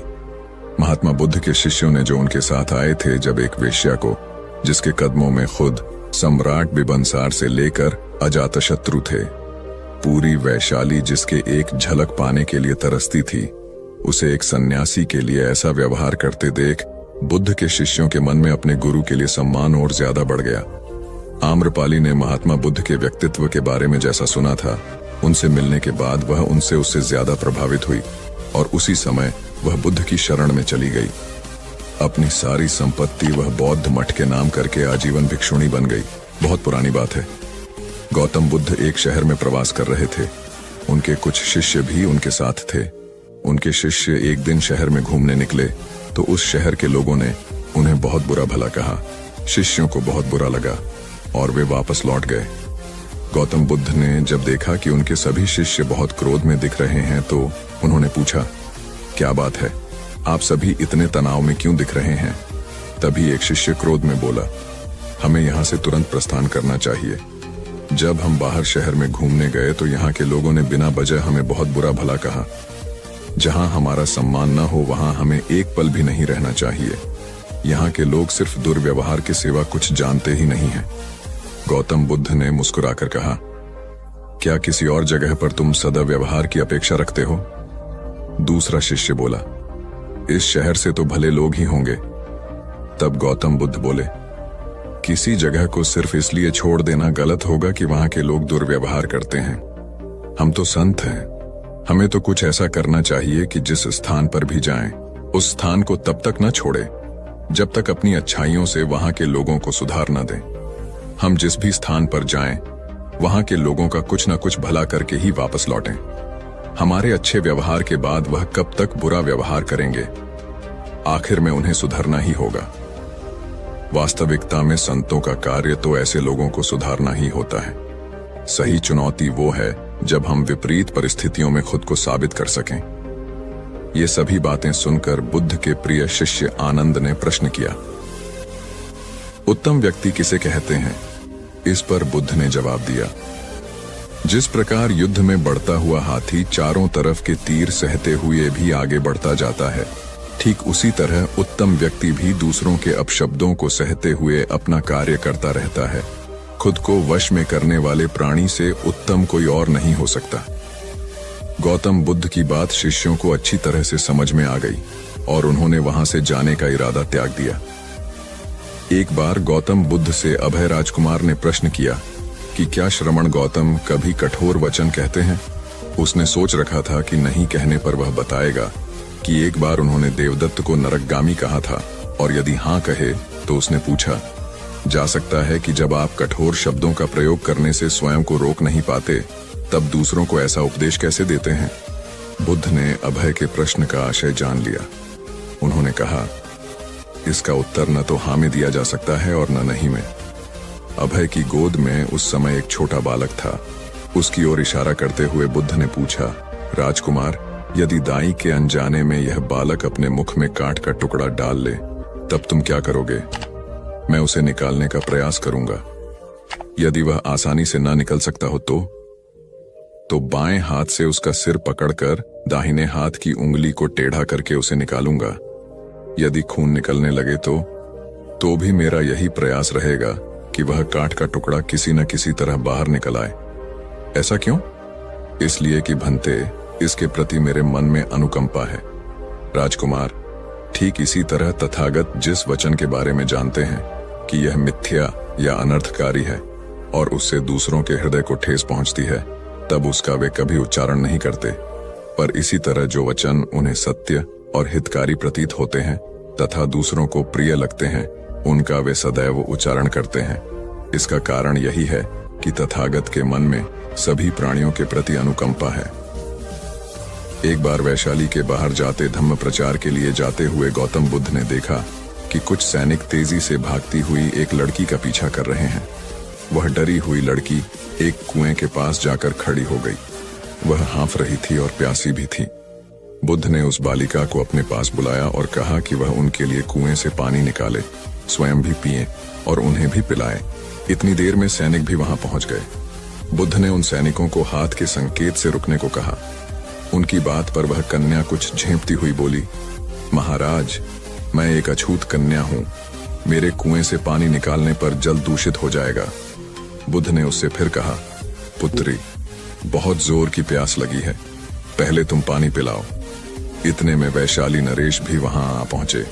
उन्हें बुद्ध को नमन किया और सोने के बर्तन में केवड़े और गुलाब का सुगंधित पानी पेश किया। बुद्ध ने उसे लेने से इनकार कर दिया। बुद्ध ने एक बार फिर बालिका से अपनी बात कही। इस बार बालिका ने साहस बटोरकर कुएं से पानी निकलकर स्वयं भी पिया और गौतम बुद्ध को भी पिलाया। पानी पीने के बाद बुद्ध ने बालिका से भय का कारण पूछा। कन्या ने बताया, मुझे संयोग से राजा के दरबार में गाने का अवसर मिला था। राजा ने मेरा गीत सुन मुझे अपने गले की माला पुरस्कार में दी, लेकिन उन्हें किसी ने बताया कि मैं अछूत कन्या हूं। यह जानते ही उन्होंने अपने सिपाहियों को मुझे कैद खाने में डाल देने का आदेश दिया। मैं किसी तरह उनसे बचकर यहां तक पहुंची थी। इस पर बुद्ध ने कहा, सुनो राजन, यह कन्या अछूत नहीं है, आप अछूत हैं। जिस बालिका के मधुर कंठ से निकले गीत का आपने आनंद उठाया, उसे पुरस्कार दिया, वह अछूत हो ही नहीं सकती। गौतम बुद्ध के सामने वह राजा लज्जित ही हो सकते थे। भगवान बुद्ध देव और मनुष्यों के शास्त्र थे, परंतु सबसे पहले वह मनुष्य थे। मनुष्य बढ़कर देवता बनता है, यह प्राचीन मान्यता थी। आज भी हम मनुष्यत्व के ऊपर देवत्व की बात करते हैं, परंतु बुद्ध ने इस क्रम को पलट दिया। उन्होंने कहा, यह जो मनुष्यता है वही देवताओं का सुगति प्राप्त करना कहलाती है। देवता जब सुगति प्राप्त करता है तब वह मनुष्य बनता है। देवताओं में विलास है, राग, द्वेष, ईर्ष्या और मोह भी वहां है। निर्वाण की साधना वहां नहीं हो सकती। इसके लिए देवताओं को मनुष्य बनना पड़ता है। मनुष्यों में ही देव पुरुष का आविर्भाव होता है, जिनको देवता नमस्कार करते हैं। मानवता धर्म का उपदेश देने वाले बुद्ध स्वयं मानवता के जीते जागते रूप थे। यहाँ उनके जीवन से संबंधित कुछ प्रसंग दिए जाते हैं, जिनसे उनके व्यक्तित्व में बैठी हुई गहरी मानवता का दर्शन होता है। भगवान का परिनिर्वाण होने वाला है। रात का पिछला पहर है। भिक्षु उनकी शैया को घेरे बैठे हैं। बुद्ध उन्हें उपदेश दे रहे हैं, कह रहे हैं, भिक्षुओं, बुद्ध, धर्म और संघ के विषय में कुछ शंका हो तो पूछ लो। पीछे मलाल मत करना कि भगवान हमारे सामने थे, पर हम उनसे कुछ पूछ न सके। कोई शिष्य नहीं बोलता। भगवान 3 बार कहते हैं, पर कोई भिक्षु कुछ पूछने को नहीं उठता। भगवान को शंका होती है कि कहीं वे उनके गौरव का विचार करके पूछने में संकोच तो नहीं कर रहे। इसलिए वह कहते हैं, शायद भिक्षुओं, तुम मेरे गौरव के कारण नहीं पूछ रहे। जैसे मित्र मित्र से पूछता है, वैसे तुम मुझसे पूछो, तो प्रबंध हो गया। यह कहकर वहां से जाने लगा। उधर हिरण और कौआ अपने मित्र को ऐसे शिकारी के कैद में देखकर दुखी होने लगे। तभी शिकारी भोजन में कछुए को खाने वाला है। यह सुनकर हिरण और कौवे ने एक योजना बनाई। कौवे ने हिरण को कहा कि जैसे ही शिकारी यहां से जब जाने लगेगा, तब तुम उसके सामने जाना। जब शिकारी तुम्हें देखेगा तो अपनी पोटली जमीन पर रखकर तुम्हें पकड़ने के लिए जैसे ही दौड़ेगा, मैं जमीन पर रखी हुई पोटली पकड़कर उड़ जाऊंगा और तुम वहां से भाग जाना। जैसे ही शिकारी वहां से जाने लगा, हिरनी उसके सामने आ गई। शिकारी ने हिरनी को पकड़ने के लिए पोटली जैसे ही जमीन पर रखी, कौआ अपनी चोंच में पोटली पकड़कर उड़ गया। शिकारी हिरण को पकड़ने के लिए दौड़ा और पीछे मुड़कर देखा, कौआ पोटली चोंच में पकड़कर उड़ रहा था और इधर हिरण पलक झपटे ही भाग गई। शिकारी निराश होकर घर लौट गया। कौवे ने पोटली को महफूज जगह पर रखा और कछुए को शिकारी के चंगुल से आजाद कराया और तीनों मित्र आनंद से रहने लगे। इससे हमें यह सीख मिलती है कि असली दोस्ताना वही जो समय पर काम आए। एक किसान था जिसके 2 बेटे थे। वह बहुत ही आलसी और निकम्मे थे। वह अपने पिता को कामकाज में हाथ बटाने के बजाय आलस किया करते थे, इधर उधर घूमते फिरते थे। किसान को अपने बेटों की बहुत फिक्र थी। वह सोचते थे कि मेरे मरने के बाद इनका क्या होगा, ये अपना पेट कैसे भरेंगे, अपने परिवार को कैसे संभाल पाएंगे। एक दिन किसान की हालत बहुत ही गंभीर थी। कहने का मतलब, किसान मरने की हालत में था। तभी किसान ने अपने दोनों बेटों को बुलाकर उनसे कहा कि हमारे खेत में एक खजाना गड़ा हुआ है, लेकिन वह किस जगह है उसकी जानकारी मुझे भी नहीं है, लेकिन खोदने के बाद तुम्हें वो खजाना मिल जाएगा। इतना कहकर किसान भगवान को प्यारे हो गए। खजाने की खबर सुनकर दोनों बेटों के मन में लालच आ गया और वो दोनों खेत पर चले गए और खेत को खोदने लगे। खजाने के लालच में कुछ ही दिनों में पूरे खेत को खोदने के बाद वह घर जाकर बैठ गए और वह अपने पिता को कोसने लगे। इसी तरह कुछ महीने बीत गए और वर्षा ऋतु का आगमन हुआ। किसान के बेटों के पास पेट भरने के लिए सिर्फ एक ही जरिया था, वो थी खेती। तब बाकी किसानों की तरह किसान के बेटों ने खेत में बीज बोने शुरू कर दिए। वर्षा का पानी पाकर वह बीज अंकुरित हुए और देखते ही देखते खेत लहराने लगे। ऐसा लग रहा था कि हवा के झोंके से लहरा रहे थे। यह देखकर किसान के बेटे बहुत खुश हो गए। उनको समझ आ गया कि परिश्रम ही सच्चा धन होता है। और वो उसी तरह से अपने पिता के शब्दों का मोल भी समझ गए और अपने कामकाज में लग गए। यही कहानी आज हम सबकी भी है। मित्रों, इसी पेड़ की तरह हमारे माता पिता भी होते हैं। जब हम छोटे होते हैं तो उनके साथ खेलकर बड़े होते हैं और बड़े होकर उन्हें छोड़कर चले जाते हैं और तभी वापस आते हैं जब हमें कोई जरूरत होती है। धीरे धीरे ऐसे ही जीवन बीत जाता है। हमें पेड़ रूपी माता पिता की सेवा करनी चाहिए, ना कि सिर्फ उनसे फायदा लेना चाहिए। इस कहानी में हमें दिखाई देता है कि उस पेड़ के लिए वह बच्चा बहुत महत्वपूर्ण था और वह बच्चा बार बार जरूरत के अनुसार उस सेब के पेड़ का उपयोग करता था, ये सब जानते हुए भी कि वह उसका केवल उपयोग ही कर रहा है। इसी तरह आजकल हम भी हमारे माता पिता का जरूरत के अनुसार उपयोग करते हैं और बड़े होने पर उन्हें भूल जाते हैं। हमें हमेशा हमारे माता पिता की सेवा करनी चाहिए, उनका सम्मान करना चाहिए और हमेशा, भले ही हम कितने भी व्यस्त क्यों ना हो, उनके लिए थोड़ा समय तो भी निकलते रहना चाहिए। एक समय की बात है, एक बार गौतम बुद्ध अपने शिष्यों के साथ बैठे हुए थे। तभी वहां एक व्यक्ति आया जो बहुत क्रोध में था और गौतम बुद्ध के पास आकर बहुत भला बुरा कहने लगा। गौतम बुद्ध के शिष्यों को बहुत गुस्सा आया, पर गौतम बुद्ध एकदम शांत थे। वह व्यक्ति वहां से चला गया। फिर अगले दिन वह दोबारा आ गया और आज तो वह और भी ज्यादा गुस्से में था और गौतम बुद्ध को और भी बुरा कहने लगा। परंतु आज भी गौतम बुद्ध एकदम शांत थे और मुस्कुरा रहे थे। पर गौतम बुद्ध के शिष्यों को बहुत गुस्सा आया। वह व्यक्ति कुछ देर चिल्लाता रहा, फिर चला गया। अगले दिन वह व्यक्ति फिर आया और आज तो हद ही कर दी उसने। आकर गौतम बुद्ध को गाली देने लगा। गौतम बुद्ध के शिष्यों को बहुत गुस्सा आया, परंतु आज भी गौतम बुद्ध एकदम शांत थे। इतना कुछ चलता रहा और बुद्ध मुस्कुरा रहे थे। यह क्रम कुछ दिन चलता रहा। फिर उस व्यक्ति ने आना छोड़ दिया। तब उनके एक शिष्य ने पूछा, गुरुजी, आप चाहते तो पहले दिन ही उस व्यक्ति को भगा सकते थे, पर आपने ऐसा क्यों नहीं किया? तब गौतम बुद्ध ने बड़ी नम्रता से कहा, अगर कोई व्यक्ति हमें कोई उपहार दे और हम उसे लेने से मना कर दे तो वह व्यक्ति क्या करेगा?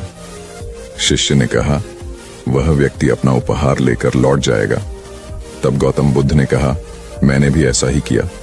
उस व्यक्ति ने मुझे उपशब्द रूपी उपहार दिया, मैंने उसे लेने से मना कर दिया, मतलब उस पर कोई भी प्रतिक्रिया नहीं दी, तो व्यक्ति अपने वह अपशब्द वापस लेकर लौट गया। एक व्यक्ति की 3 साल की बेटी थी। एक दिन उस व्यक्ति ने देखा कि उसकी बेटी उसके एक बहुत सुंदर और महंगे गोल्ड पैकिंग पेपर से एक बॉक्स को लपेट रही थी। ये देखकर उस व्यक्ति को बहुत गुस्सा आया है। उसने अपनी बेटी को बहुत डांटा, तुमने मेरे इतनी कीमती पेपर को बेकार कर दिया, वो भी बिना किसी मतलब के। तुम इसे अच्छे काम के लिए उपयोग करती तो अच्छा लगता, पर तुमने एक बेकार से डिब्बे को उसमें लपेट दिया। कुछ दिन बीते, दिवाली का दिन आया। उस व्यक्ति ने अपनी बेटी को गिफ्ट दिया। बेटी ने भी वही सुंदर सा गोल्डन बॉक्स पापा को दिया। उसके पापा पहले तो उसे देखकर बहुत खुश हुए, पर जैसे ही उन्होंने उस डिब्बे को खोला, वह खाली था। यह देखकर उस व्यक्ति ने अपनी बेटी को घूरा और कहा, क्या तुम्हें इतना भी नहीं पता कि किसी को खाली डिब्बा नहीं देते? लड़की कुछ देर शांत रही, फिर बोली, पापा, ये डिब्बा खाली नहीं है, मैंने इसमें बहुत सारे किस आपके लिए रखे हैं। कभी कभी आप जल्दी ऑफिस चले जाते हैं और मैं सोती रह जाती हूँ, तो आप इसमें से एक किस ले जा सकते हैं। बेटी की बात सुनकर उस व्यक्ति की आंख भर आई। एक गांव में एक लड़का रहता था। उसके घर की आर्थिक स्थिति ठीक नहीं थी। उसके मन में विचार आया, किसी बड़े शहर में जाकर वह नौकरी करे। वह कलकत्ता गया और नौकरी ढूंढने लगा। बहुत खोज के बाद उसे एक सेठ के घर में नौकरी मिल गई। नौकरी 6 आने रोज की थी।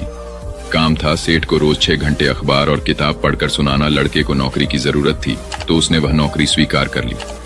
एक दिन की बात है, लड़के को दुकान के कोने में 100 के 8 नोट पड़े मिले। उसने चुपचाप उन्हें अखबार और किताबों से ढक दिया। दूसरे दिन रुपयों की खोजबीन हुई। लड़का सुबह जब दुकान पर आया तो उससे पूछा गया। लड़के ने तुरंत ही प्रसन्नता से रुपये निकालकर ग्राहक को दे दिए। वह बहुत ही खुश हुआ। लड़के के ईमानदारी से सबको बहुत प्रसन्नता हुई। सेठ भी लड़के से बहुत खुश हुआ। सेठ ने लड़के को पुरस्कार देना चाहा तो लड़के ने लेने से मना कर दिया। लड़के ने कहा, सेठ जी, मैं करने को कहा है, बेशक तुम कर सकती हो, किंतु अकेले अपने दम पर नहीं कर सकती। कुल्हाड़ी ने चिढ़कर कहा, क्यों? मुझ में किस बात की कमी है? डंडा बोला, जब तक मैं तुम्हारी सहायता न करूं, तुम यह सब नहीं कर सकती हो। जब तक मैं हत्या बनकर तुम में न लगाया जाऊं, तब कोई किसे पकड़कर तुमसे ये सारे काम लेगा? बिना हत्थे की कुल्हाड़ी से कोई काम लेना असंभव है। कुल्हाड़ी को अपनी भूल का एहसास हुआ और उसने डंडे से क्षमा मांगी। कथा सार यह है कि दुनिया सहयोग से चलती है। जिस प्रकार ताली दोनों हाथों के मेल से बजती है, उसी प्रकार सामाजिक विकास भी परस्पर सहयोग से ही संभव होता है।